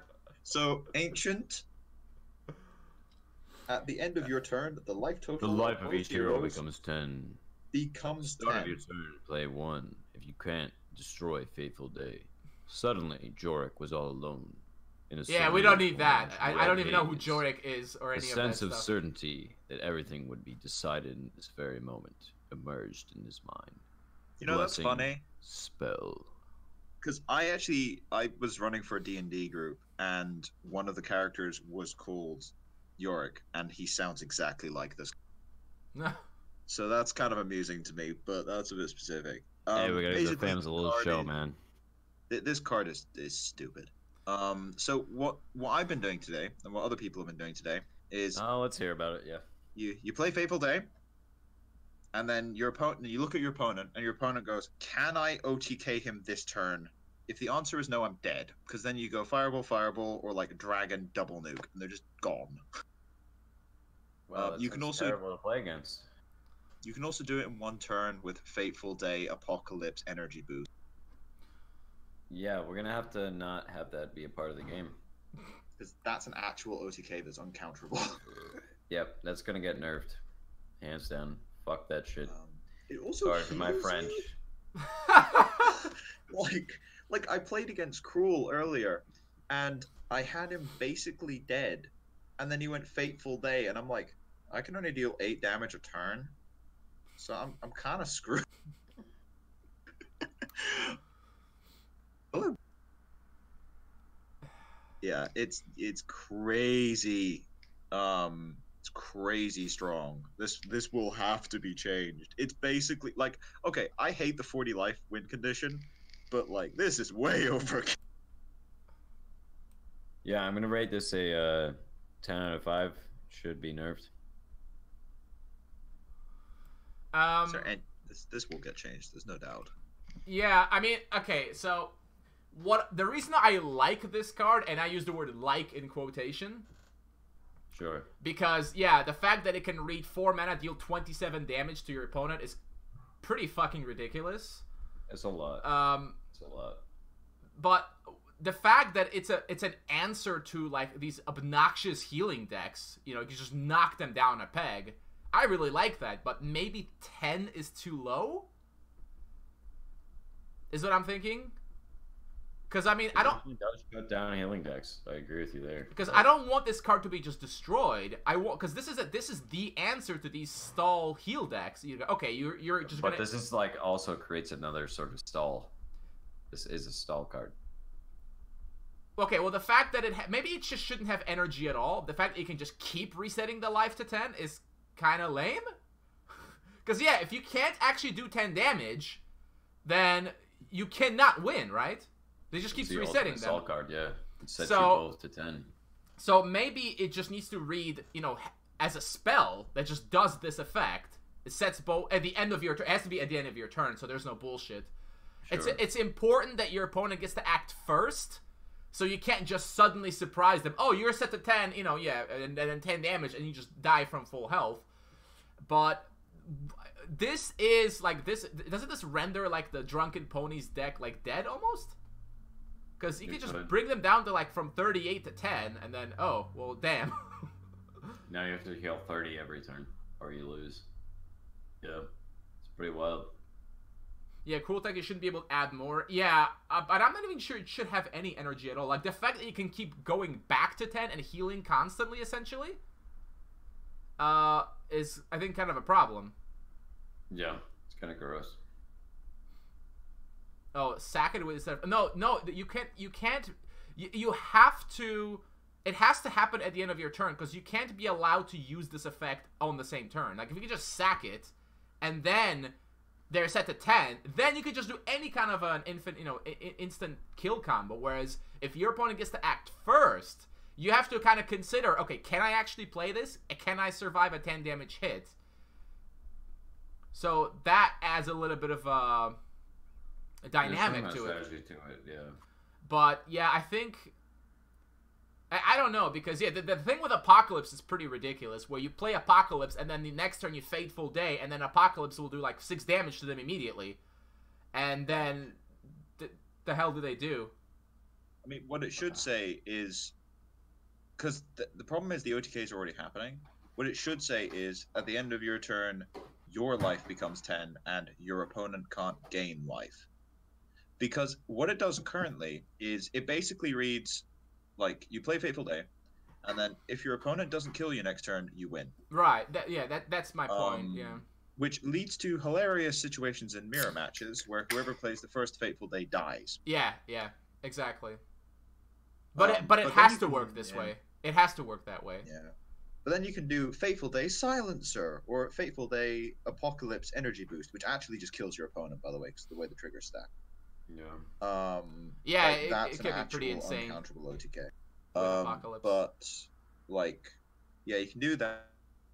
You can play an RD, which led to a rather miserable game for my opponent earlier, where I played against one turn heal with Rage Dominion, and I drew horrifically and thought, you know what, I actually don't think I can lose this matchup. And no, I couldn't, because I just played Fateful Day on turn like 11, and then I just killed him with Dragon, and there was nothing he could do. Yep. Sounds about right. It's way too good. Also, the problem with like against ponies, the only way you can beat Fateful Day is if you pressure them with damage, and then they play Fateful Day, and then you kill them. You can't save energy on chalices because that opens you up to artifact removal, especially since a lot of Fateful Day decks are Advanced Ash. Yeah. So they have artifact removal. You can't just save energy. It doesn't work that way. And also, Dr. Styx can take care of them. Yep, there's and also Arcane Summoning. Like, you're playing against... Oh yeah, you can reset them, basically. Yeah, they can reset chalices. It's way too risky. I don't think it needs to be more expensive. I think it needs to be redesigned. No, yeah, the effect needs to be different, for sure. Like, I mean, it's currently just an uncounterable OTK deck. It's disgusting. Like, it needs to not damage your opponent. That's just insane. Like, the healing thing, okay, fair enough, you can set up situations where you can't die, but then you've already set up that situation. The problem with it currently is it's like an aggro stop that instantly wins you the... Yeah, you don't have a chance. Like, Fateful Day Silencer is just stupid. Like, the game is over. Yeah. Well, that's why I don't want this to have any energy at all. Like, I don't want this to repeat. Test of Time does not counter it. They just play Fateful Day and end their turn. Oh yeah, because that triggers first. Yep, you will never Test of Time it before it triggers, unless for some reason they play it and then move to combat. Oh yeah, right. Which isn't very likely. You cannot kill the Bark Convoy or Test of Time before it triggers, because they just end. It's the same with every other end of turn effect. So yeah, you can't interrupt it. If your opponent wants it to go off... Do we make it a curse? What difference would that make? Oh yeah, you have to do 10 in one turn, but that's what you're doing. You're setting that up. Any deck that's running Fateful Day is planning to do 10 damage next turn. Otherwise, why would you play it? I mean, Dragon does it. There's like double Fireball. Like, I mean, I've done it with Burn today. I've done it with Dragon quite a few times. There's Apocalypse, which puts out ludicrous amounts of damage quick. There's, I mean, you can run it with Crypts. It's hilariously easy to do 10 damage with Crypts. Gross, yeah. Jeez. So there's a lot of ways to do 10 in one turn if you're playing a control deck or mid-range deck. It's shockingly simple. So could this You are the card... best mid-range player in Could Spiders. this go back to 3 mana, 2 aspect, but then sets the life at 15, and then doesn't have energy? Yeah, but then it's just a hilariously stupid healing card. Well, I mean, it heals you up to 15, right? Yeah, but then like that brings its own issues. It would obviously be weaker, but that brings its own issues because you play Fateful Day in say, actually, because there's a lot of decks that self-damage themselves. So you play Fateful Day in a deck that's already self-damaging. And you Demons. never die. Well, no, that's what I'm Yeah. saying. No energy on it, so you can't keep going back to 15. That would be stupid. Oh, you just reset 15 once? Yeah, once. One-time effect. Set both players' life to 15. Ancient spell. Oh, I think that'd probably be... I think if it stayed at current cost and had that effect, I think it'd be fine. You don't think it'd go down to 2 levels? Maybe No, 3 mana 'cause- is too cheap. Because I think you don't want 3 levels, but you don't want it to be accessible in just 2 aspect decks, because then there's some other stuff you can do with it. But Yeah, you want to pretty make it as gross. awkward as possible, because in a lot of games that's just going to be like 4 mana, 3 levels, heal for 10. Is that really so OP That's a though? lot. Yeah. It depends on the deck, because a lot of decks life total is a resource. Like a lot of corruption decks, for instance, will nuke themselves into oblivion long before their opponent. True. Like there's where is it? Like a lot of aim on immortal decks would appreciate that kind of life gain. So Or Lord of Corruption. Like Lord of Corruption costs life to use. Well, if 15 is too much, then what? Well, I mean, to be honest, I think what it should do is just not nuke your opponent. I think it should just stop them gaining life. Like, maybe reset your opponent to 20? Like, basically say, okay, you can't die, and you can prevent your opponent from winning through healing methods. Wait, does Fine. it reset you to 20, or you become 10? No, you go to 10, your opponent goes to 20. Because, like, currently it's... Because the thing is, I get the idea. They're trying to stop control decks automatically losing to 40 life gain win condition. That's fine. The problem is, the way they've set it up, it's kind of done the opposite, where 40 life gain is no longer a problem, but now we've just got OTKs instead. Yeah, that's what I'm trying to deal with. Dealing with the OTK. So if it's played, it doesn't act as a, oh, well, I'm going to kill you next turn with some big combo. That's also why I want it to only work once. You're thinking too much from the perspective of your Angel deck? Well, actually, I'm thinking more from the perspective of Chalice decks. Like, if a Chalice deck is kind of stuck at 20, they're kind of screwed. Also, that forces it more into a healing role, as opposed to currently where it's like an OTK role.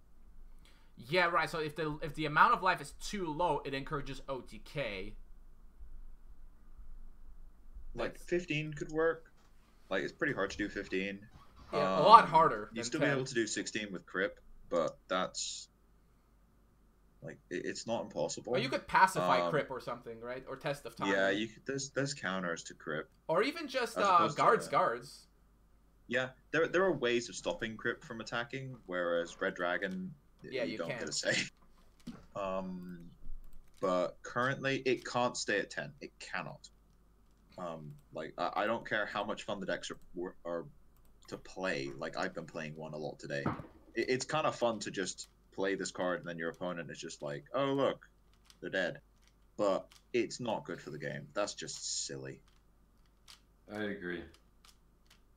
Yeah. Yeah. Also, the Red Dragon decks already find ways of getting to like 12, 16 mana and OTKing anyway.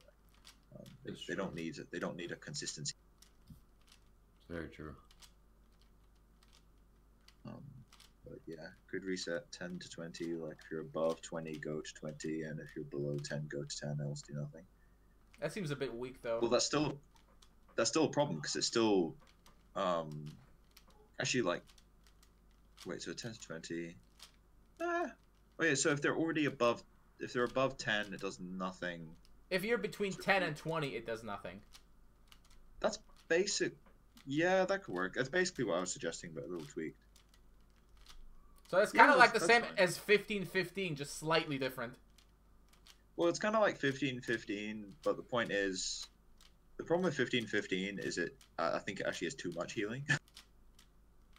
Because that's a lot of life. But no, it's a tricky card because it plays around with resetting life totals, which is weird. It is weird. Yeah. There's also a thing where, like, yeah, counters to aggro decks are good, but I'm not sure giving control decks universal healing is a good solution. Because it's like, what's the downside in playing some color combos then? Like, WR, for instance, was always kept in check by the fact that it can't heal. Yeah, now it doesn't give a crap about that. Yeah, like, it's got its own healing. There are downsides to nerfing aggro decks, because they keep other things in check. Yeah, well, aggro deck's gonna have a lot of trouble. I'm Well, imagining. I think the wall was enough of a nerf, to be honest. Well, we have a lot of other things now too. Hopefully, mid-range decks will get some power then. I'm Well, hoping. Maybe. Yeah, when I saw this, I thought this is a card that's supposed to help mid-range decks, but unfortunately, it also helps OTK decks. I mean, I think we're heading towards a control meta right now. Yeah, Because bunch of that's what combo happens when decks aggro and- disappears. Control decks get greedier and greedier and greedier, and they will be rewarded for their greed as well. yeah. I think we may see to counter some of the stuff. You could play some nightmare decks because they can get out combo pieces, Yeah. and Dominion could deal with Phoenixes and things like that. Because a lot of these decks are going to be red. Partly because the red kind of defends itself. But red also has the artifact removal to deal with stuff like Helms. Yep, they do. And Fateful Day removes the problems they were having with decks that were just out healing their win condition. Yeah. So yeah, it's an issue. I don't know. I think we are gonna see, because RD is also in a really good spot right now. They got their RD had some issues. They had no usable ramp outside of Power Surge, so they got Scarab. Then they had no early defense, and now they got Woolen North. Then they had some issues dealing with combo decks. Now they got Fateful Day. Like, it really does power boost that deck a lot. Dual's gonna be pumped, man.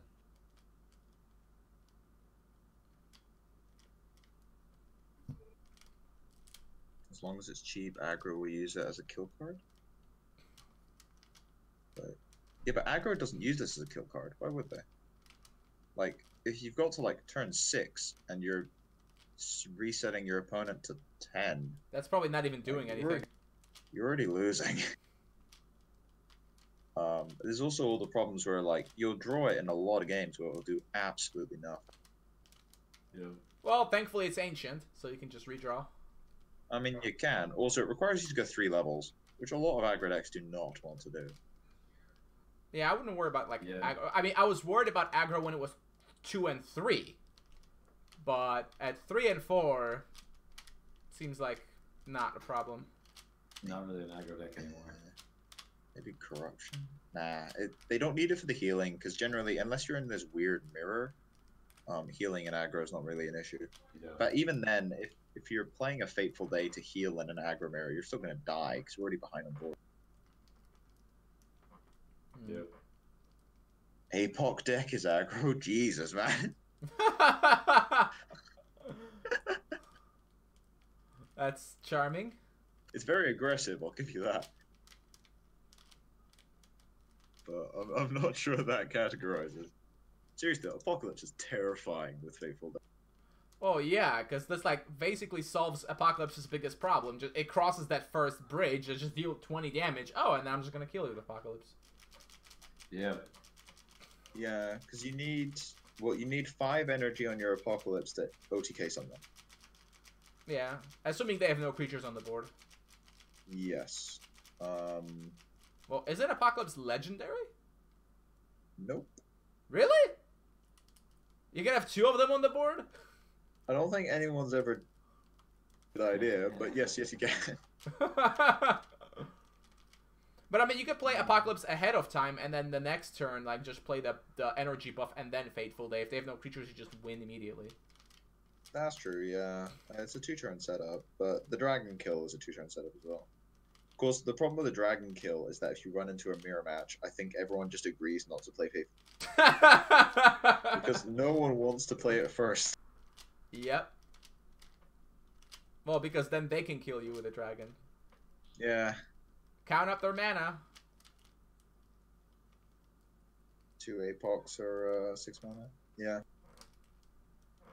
I don't know. I think Apoc will probably be the way forward for that. Like, because I think RD it's RD or WR. One of those will become the dragon version, and then there'll probably be a WR Apocalypse deck because they don't have to worry about the dragon. It's far more likely with the ramping. Yeah. So I don't know. It's that's. I think Masters is going to have a lot of OTK decks. Yeah. It'd be interesting. Yep, lots of OTK and lots of wall. And I'm sure somebody will still bring Rage Rush. I mean, it might be me because it may be one of those situations where it's like, oh, everyone's playing combo decks. I won't play. Yeah. Can't blame you for that. Alright, are we even going to bother rating this card given how likely it is to change? I mean, I hope at least. 6. I think it's fair. Full 5-star. Full 5-star. I mean, it's 5 for sure, obviously, because it's literally a meta-defining card. Yeah. But I don't know. I can't really call it 6 because it doesn't work in every deck. But it's a very powerful tool for those decks that it does work in. But yeah, something's got to change. The 10 and 20 option was actually not that bad now that I think about it. I mean, yeah. With a lot of other cards, it's like, okay, maybe they're a bit too strong. But with Fateful Day, it's like the concept of the effect is just insane. Yes. It's pretty wild. But if it goes to 10-20, I think they could make it cheaper because it's not like super strong to play. I mean, you only heal for like a few points. I mean, they could probably make it like 2 levels at that point. It depends on how strong actual 10 HP reset is. But that feels like the meta can adapt. Yeah. So that's fine. But yeah, it's the nuking your opponent. That's pretty strong. Yeah, it's a bit too much. Setting them to 10 is way too low. Yeah, I think setting to 15 would be okay. But then healing to 15 might be a bit crazy. So right, so you got to work out those numbers. How much should you get? How much should they get? Maybe it shouldn't be the same number. It seems, thematically to fit well to set both players to the same amount. It also allows you to use invocations a bit easier than you really should be able to, like Woodland Revenant and the Angel both allow you to do crazy damage combos. Because you can get Woodland Revenants out of your graveyard and use them as part of your burn combo in the next turn. And Angel Retribution essentially becomes a creature guaranteed. So even without cards like Red Dragon in the game. Well, I mean, just a couple of fireballs or something. Yeah. Or even basic Neva could just swift out 2 Gigantodons. Rip. Yeah, it turns out there's actually quite a lot of ways to deal 10 damage if you build your deck to stall. Most people don't build a deck to stall. Yeah, but it'll happen. Like chickens. HallYall? Chickens can rip someone apart in no time flat if they've only got 10 HP. It's true. You're pretty crazy. Yeah. But no, that's all I'd say about it. I think all the cards released on average were stronger than normal. I think that was the idea, yeah, but agreed. I think they pushed a bit too hard with some of them. Yeah. Well, if we're looking for candidates for nerfs, I guess Fateful is the first candidate. Other than Fateful, Primal, and Wall seem to be the primary candidates for that. Yep. Yep. Yep. I'm not. Oh, none of them are primary. I was hoping to get that pun. Also, what about Dragon Assault? Maybe nerfing it to deal 3 damage, or is that not a consideration yet because Fateful Day is OP? I think we'll have to see because it isn't a specific dual color, which means that it has a bit more leeway to be insane. Fair enough. Sure. Still, 3 damage clear for 2 mana is pretty good. But yeah, I guess we're willing to leave it alone for now because the colorless cards can't be this powerful. Yeah, exactly. Like, Fair enough. Power Shot is the appropriate level. Arcane Summoning, I think, is still appropriate. But the other 3 cards can probably fuck off. It's a lot. It's a lot. Wall is probably the least offensive. I don't know, actually, between that and Battle. But yeah. I think Battle is. I think Battle versus Wall is hard because I think Battle is less cancerous to play against because it is basically just a removal spell, but Wall is like it just slows the game down. Yeah. I do not want to play draft with this many walls flying around. By the way. That is definitely a concern. Wait, so let's see. There's 2 heroic cards, 2 epic cards, 4 rare cards, and There's 3 epics. Archibald, Grim, oh yeah. So there's 2, 3, 4 rares. So that's 9, and then what? 3 of each of the other ones. Yeah. There's common. Dude, Power Shot should be common. Why is Primal Battle and Wall common? They should not. And Slave Hunter is rare. That one I'm kind of happy with because it means it'll show up less in draft. But like Woodland Revenant is actually, I guess it's probably not as hard to activate as we think. There's a lot of self-harm in like common corruption cards. But Archibald doesn't have to be epic. That doesn't feel that epic. Could make it maybe. rare. Whatever. Also, Revenant might be a bit better in draft than we think because you can pick certain heroes that self-damage. Like Advanced Nefaros. But that's a very awkward color combination. Oh, it is, but it's like, it might be a bit less awkward now that you've got a 2/1 3 speeds. Yeah, it doesn't hurt. Oh, we'll see what Probably happens. still is. But, yeah. You can also pick Yetix in draft, although it's always a bit suicidal. Oh, you can't pick Yetix in draft. oh, by the way, it seems like you can't pick any of the almonds in draft. Wait, really? Yeah, I was playing a draft the other day, and I was like, wait, I don't have that option. It's only just the regular heroes. Like, what? Huh. Alright, How well, do you feel, Fallen Angel? we're gonna dip out for tonight, boys. It's great chat with y'all. Getting tired? Yep. Yeah, I'm gonna head to. Yeah, we're well, not- In my case, literally head to bed because it's like 11 over. Yeah, we're not gonna be up here for much longer, anyways. Just some final words. Pretty strong cards all around. Some better than worse. Definitely Fateful Day, Primal Battle, and Wall. Probably a bit overtuned, especially for colorless cards. Other than that, like Nightmare Stallion is fine because it's awkward color combination. Dragon Assault, same thing. I do wish the Woodlands trigger was different because I love the idea of this. That keeps coming back as a dude. Though maybe I would prefer it if it didn't come back swift. So you can't just keep like making these missiles that you send to your opponent's face constantly. Yeah. And if it isn't swift, then it could have an easier trigger. And then it'd be an interesting card. Yeah, that makes sense. So Igloo, I don't know if you're listening. I assume you're not. I don't know if you'll ever end up watching this. I mean, I think he does know about some of the issues already. Like, he already knows about the wall thing, because before it was released, they'd say it probably should be 4 HP. So there was a bit of discussion, but a lot of people just wanted to see how it played. And Fateful Day was already quite heavily nerfed once. So I think I think a change is probably in the works for that But if yeah, it runs around. changing the cost wasn't. I don't think it was the right approach because the problem is the effect. Yeah, Is the that- problem is the effect, but the point is the fact that he changed the cost by so much kind of proves that he's willing to change the card. Yeah, we'll have to see. And yeah, same goes for Primal Battle. It's already had a cost increase. So it can probably get another cost increase. The level increase is like almost irrelevant. It should probably be 2 mana, but Yeah, whatever. I think it should be 2 mana. It could even keep it at 1 level. I don't even care. It doesn't matter that much. 2 mana, 1 level is much worse than 2 levels, 1 mana. Ask Tornado Outbreak.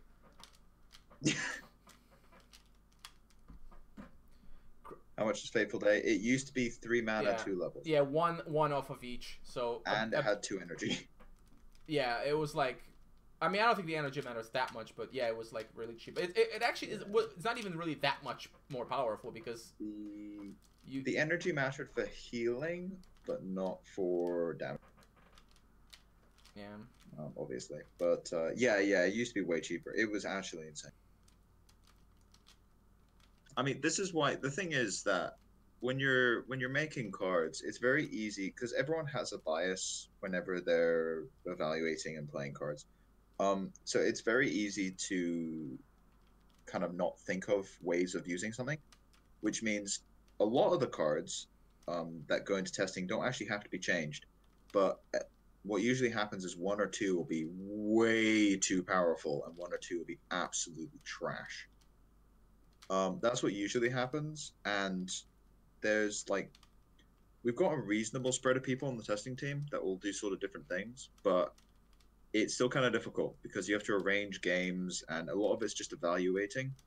So we do miss stuff occasionally, like we missed a book by a lot.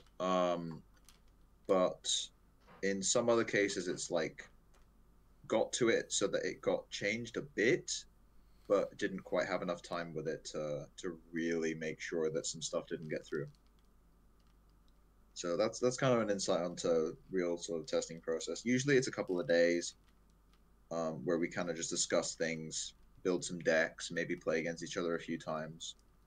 It's not exhaustive, but it's better than nothing. Oh, yes. You hear that, Blizzard? It's better than nothing. Fucking I mean, they have their pricks. own internal testing team, but yes. Yeah, I swear to God, it must be like 3-year-olds testing it because some of the shit that gets through. That's true. Also, yes, we do find a lot of bugs. Oh yeah, Wall of the North used to not have the requirement of being in the front. That was hilarious. Yes. Yeah, we do find some bugs and some unintentional interactions. Like my favorite one was the zombie. The zombie was just incredibly bugged. It was hilarious. So what used to happen was if it would work fine the first time, but then if you had less than 10 HP, for some reason the trigger would work whenever either player took damage. So you would attack your opponent and it would trigger. But then the triggers wouldn't actually work. They would just loop. And nothing would actually happen.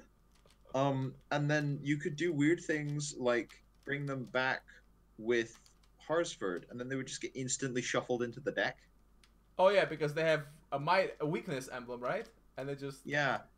So they would just come in, quote unquote, into play as a spell with a weakness emblem that would then kill. Wait, It was weird. Hartsford shouldn't be able to pull it out, though, right? Because it's not a creature. It can't anymore. But I remember testing that and just going, what is going on here? I was trying to figure out what the game was trying to and failing to do. And I couldn't, because I think what happened was it came into play and died. And not died, it got shuffled. Because it didn't trigger any death triggers. Now, what I should have done was test whether or not it comes back as a creature with enter battlefield triggers, like the Supreme Ruling card, or whatever it's called. Prosperous ruling. Prosperous Ruling, yeah. But I didn't quite get that far. But it was majorly bugged. But then I didn't exhaustively test it because IFCO was just like, yeah, it probably shouldn't even be selectable. But no, yeah, that card, I did quite a lot of bug testing on that one because it was an interesting card when it came out on test version because it was completely. I think now it still has a few bugs, but a lot less than it used to. Well, But yeah, there was a couple of things like that which were just immensely bugged. Also, Nightmare Stallion crashed the game every time you play it. oh, good. It sort of crashed the game, and then kinda didn't. Like, you could just relog. So it would just, you'd get the cosmic ray error, and then you just relog into the game, and it would just put you back in the game like nothing happened. So the card worked, but it was kind of annoying to test because it would keep crashing. So yeah, this is the kind of stuff which is kind of funny when you're dealing with a lot of these, because Spellweaver seems to work on it seems like the game's coding itself works off the wording. Every card isn't coded first and then put into the game. It seems to work off the wording. So if the wording says something, then the card will do that. The problem is that sometimes ends up with interactions that make absolutely no sense, like the blue incarnate, which was never bugged, by the way. That card was never bugged. It was just the wording led to really stupid interactions where you would like freeze it and then it would only ever take 1 damage at once. But funny thing about Incarnate, when it was unkillable with a Might Emblem and things like that, was it was never actually bugged. The card was quote unquote working as intended as far as the game was concerned. Yeah. So yeah. It's just damage replacement was kind of borked. Yeah, damage replacement led to really weird interactions, so the card was changed to remove them, which is why it required a wording change. Mm-hmm. But yeah. But anyway, so... What are we looking forward to in Masters? Mostly Fateful? I mean, Fateful might be changed by then. I'm not sure. I mean, there might not be enough time. You can play 2 Fateful Day decks, because you only need 2 per deck. But then, like, there's probably going to be some Crypt decks. I think the Amalric deck might be good, but it might be bad. It depends. I'll have to play a bit more. Maybe some zombies, some elves, because elves have got some good. Yeah, I want to see if red elves can actually work, make it work.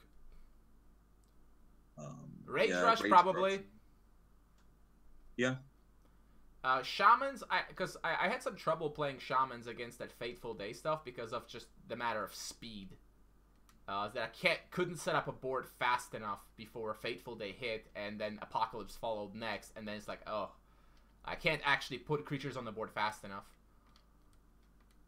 Yeah, pretty much. I don't know. I think it's going to be a bit of a brewer's paradise because there's a lot of really powerful cards that just got released.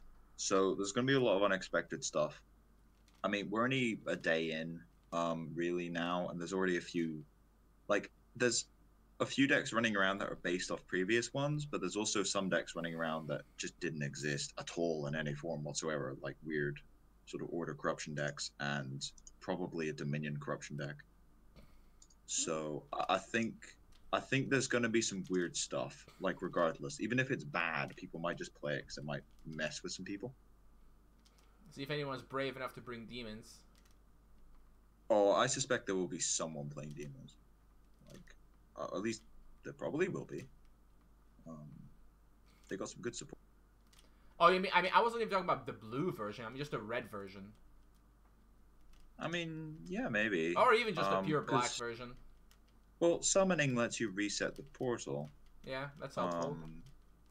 So yeah, maybe yeah, it's kind of. Also, Primal Battle basically solves a lot of your removal issues with other forms of demons. Like, if you want to play mono demons to get the consumes going. Well, I mean, I think Primal Battle would only be used in blue because red has no trouble with removal between Noxious, Fireball, and like Symbol, and then Crab and Doctor Sticks. Oh yeah, red is fine, but yeah. But blue definitely would want Primal Battle. Yeah, I think there'll be some mill decks, like mill with Azure Hiss and Dragon, so the Dragon Sweeper. Do you think I think there's blue, red, black. 3 colors a bit awkward, but I wouldn't put it past people. You get to run Horizons. That's helpful. Yeah, I mean, people have done crazier stuff than run a 3-color deck. So I wouldn't be shocked. Yeah, I think that's a reasonable way of putting it, actually. I wouldn't be stunned if people ran 3-color decks. Because there's some nice color combos you can... I think we can expect most of these cards to see play in Masters. Probably not Archibald. No, but the Red Angel, the Black Angel. If somebody actually wants to play, bring that Crip, I think for sure. Grim only if somebody wants to play Mill. Sisterhood maybe. Woodland, I doubt it. Slave Hunter, I kind of doubt it. Dragon Assault, almost certainly.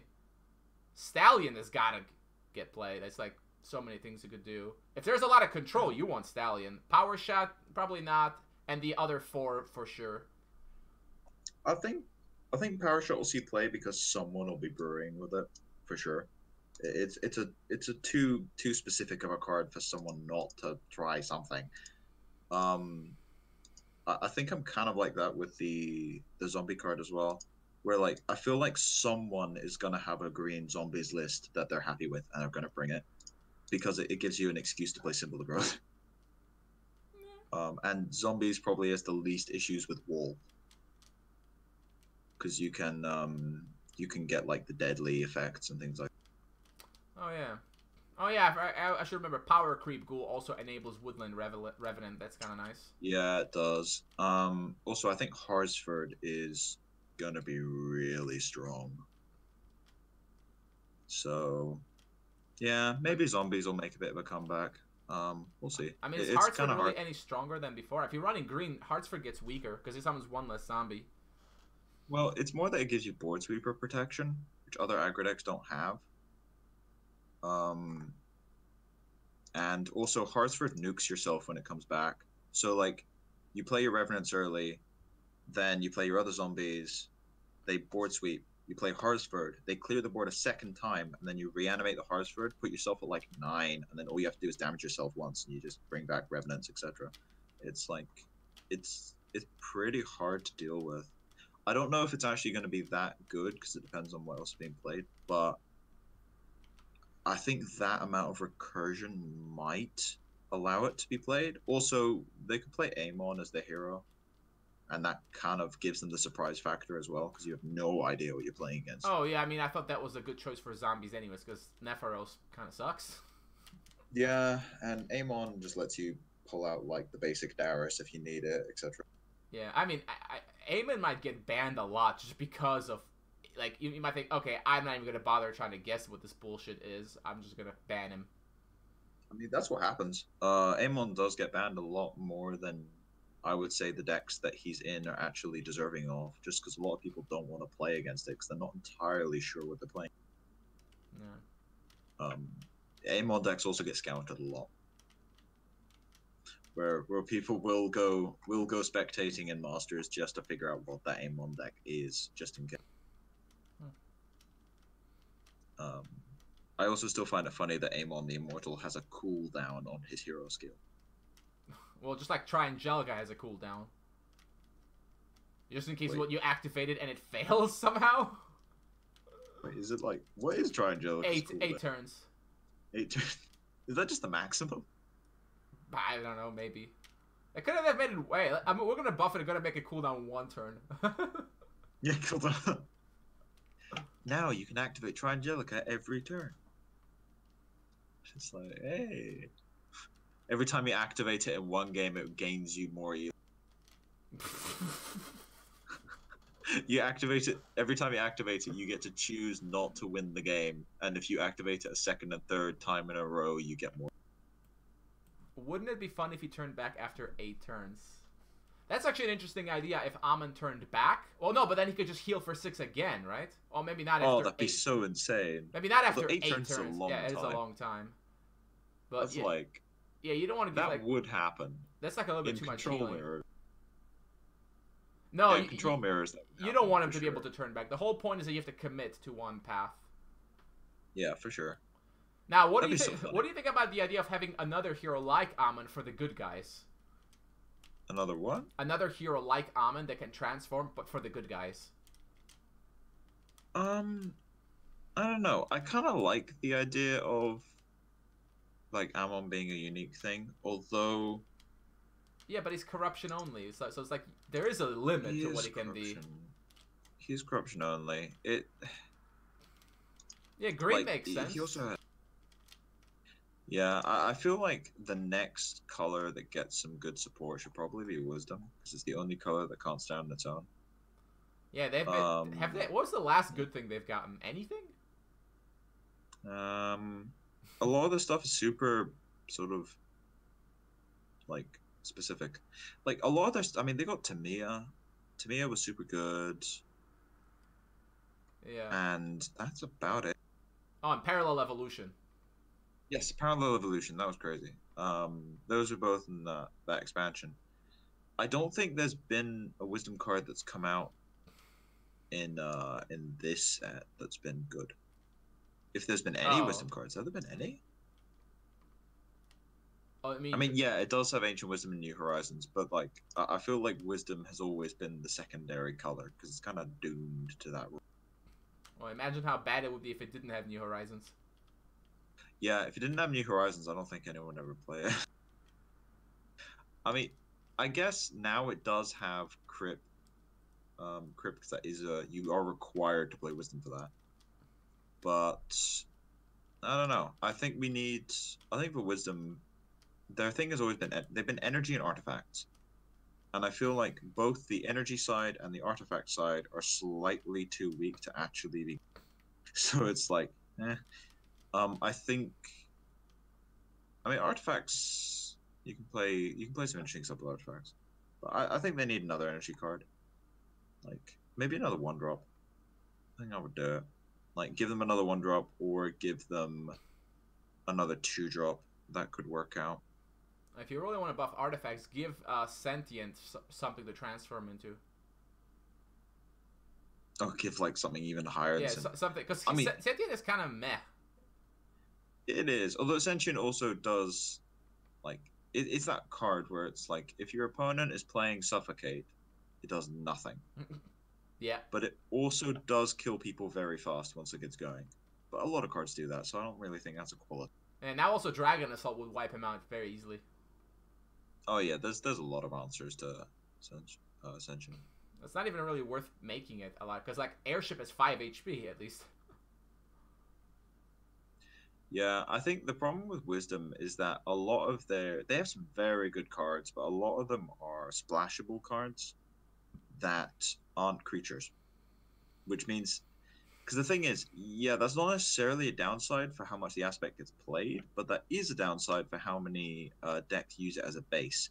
Because when you think Wisdom, you think, oh, New Horizons, Ancient Wisdom, Power Discharge, Silencer, Djinn of Wishes. I think Dust Titan is probably the only, and Dust Titan and Tamiya are probably the only Wisdom creatures that really see play because they're powerful. And Tamiya is always kind of like the weird 4-drop tacked onto a soldier's deck. So it's really Dust Titan. Dust Titan's probably the only Wisdom creature that you see and go, oh shit. Yeah. Djinn of Wishes is more like, oh god, they're getting more removal. But yeah. Or more silencers or whatever. And that asshole has 5 HP for some reason. Oh yeah, it used to be 4. But yeah, nah, I think it was always better than people gave it credit for. And then I can't remember who started playing Djinn of Wishes a lot. Maybe PQ, but yeah. And then people started taking it seriously. Then again, at the time, Library Guards was kind of a... So Library Guards was the big boy. But I still think what they should have done was made Library Guards double Wisdom instead. Yeah, I actually like that, because that makes it a powerful creature, but that's Wisdom only. I mean, okay, it was too good. Although getting Library Guards nerfed was one of the most painful incidences in Spellweaver history. It was like pulling teeth. People were defending that thing to the grave. I can see why, because it's the kind of overpowered that doesn't screw your opponent. Like it feels. It doesn't really screw nice your opponent, and it's also kind of fun. Where it's like Library Guards, exactly. Library Guards. Problem was, it was just like good in every situation. Well, because it's a decent stats with card draw. I mean, that's just always gonna be good. Yeah, and also at the time, 2/3 speed wasn't even decent. It was like high end stat. Yeah, that's true. It was like what? Creatures like a lot of the big creatures, weren't really around, or they were so bad that there was no point in them. Like Hydra. Yeah, there was like Hydra, Zombie Giant. Gigantodon, which is basically the same thing as Zombie Giant. Yep. Like not in Dread Knight back when it had its weird move back at start of turn thing. So you basically just played it, and then your opponent just attacked. Yeah, I remember when he used to go 2 aspect. That was fun. Okay, yeah, that's the time when Dread Knight has seen a lot of. But it turns out that a 4-mana 2-level 6/6 is pretty. Yeah. Although I think Dread Knight could probably Dread Knight has always been a bit close, where like I don't know. I think Dread Knight. If you want a Dread Knight to see play, all you'd have to do is say, move 2 enemy creatures to support line. They can't move back next turn. Oh, that's pretty nice. Like they're stuck there. Or like move 2 enemy creatures to support line and shock them. No, yikes. Because then they can't move forward or block or anything. It'd be nice if you could hit flyers too, just to shock them. But then it's like a Dust Titan that's a 6/6, basically. Yeah, then it's just like Dust Titan and Corruption. But like, I don't know. Or like move 2 creatures back and their attack becomes 0 until the start of your next turn or something. Oh, that actually I wouldn't even do anything. I've got no idea. But yeah, no, there's a lot of big stupid beaters. Oh, Ziara used to just be a big stupid. Would just get bigger. That was it. Oh yeah, Ziara was like a 5/4 unstoppable or something. I forgot what that other effect was. I think it was a 4/4 that got like plus. It got like a might emblem there. Oh yeah, maybe. Was it a might emblem? She got changed twice, I think. I don't remember what the first one I think got might emblems. The second one I think just like made it made Enchained Souls like not slaves or something. Or is this one? I don't know. There's been a few versions of Ziara. It's actually not that bad now, but like it was bad. Like, wasn't it like? I think you got might emblems whenever anything died. That was one version, yeah. That was one of them, I think. There's been a couple. Yeah, I don't know. There's been a couple, and then there's Undead Hydra, which is a me. I say, why not just make her cost 4 mana? That'd be interesting. Well, Hydra. Yeah. Yeah, I think it'd still suck, but yeah. Yeah, but it would suck a lot less. Yes, it would suck a lot less. Like zombies might consider it as just like their end game card. I mean, they don't play Zombie Giant. Why? But Hydra is better because it's unstoppable. That's true. I mean, I've played Hydra in like one deck, which was Hartsford. Oh, because you can like dump it in your yard and then like LOL Hartsford brings back 3 Hydras or something. Actually, you know what? I might try that because if I'm playing against Fateful Day decks, they go Fateful Day and then you're just like Hartsford, Hydra, and then you just. Well, or why not use Midnight Cravings to swift out 2 Hydras for 6/6 each? That's true. Yeah. I mean, you can just do both. Oh, yeah. Yeah. That's a lot of burst. Did you use Nightmare Stallion to, like, pick up your own Hydras or whatever? Oh, that's insane! You can use Nightmare Stallion to put Undead Hydra, Zombie Giant, and Hartsford in your graveyard. And then reanimate the Hartsford. Something like that. Well, no, you have to activate Stallion first somehow, so you're gonna have to, like... I guess you run Arcane Summoning. Yeah, you probably run Arcane Summoning at that point. Or just go Hydra, Zombie, and then, like, get Fumes or something. Or whatever removal spell you have in hand. Fun times! That's really consistent setup. I need to try that. Yeah, I'm gonna try that. That sounds hilarious. because like other people are reanimating kind of actual cards.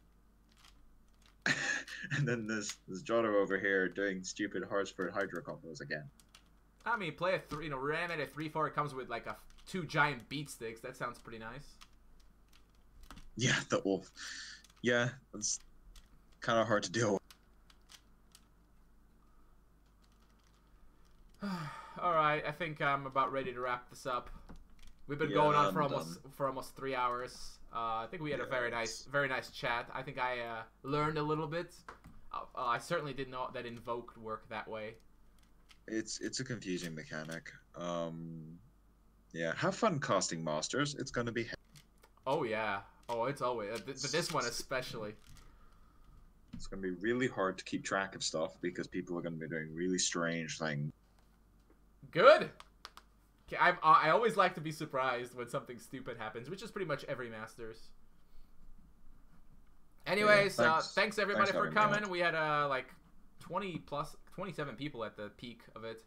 I think once album left, like it started to like, it's not so fun anymore because we don't get to see his beautiful face. But anyways, yeah, we'll see you guys around. Go out there and test this crazy shit. See what you can come up with. And next Masters is not that far off. 2 weeks. No, it's pretty soon, actually. So yeah, this is pretty soon. So the week after New Year's. Oh. Yeah. Until then. Yeah. Oh, stay awesome, I guess, or something.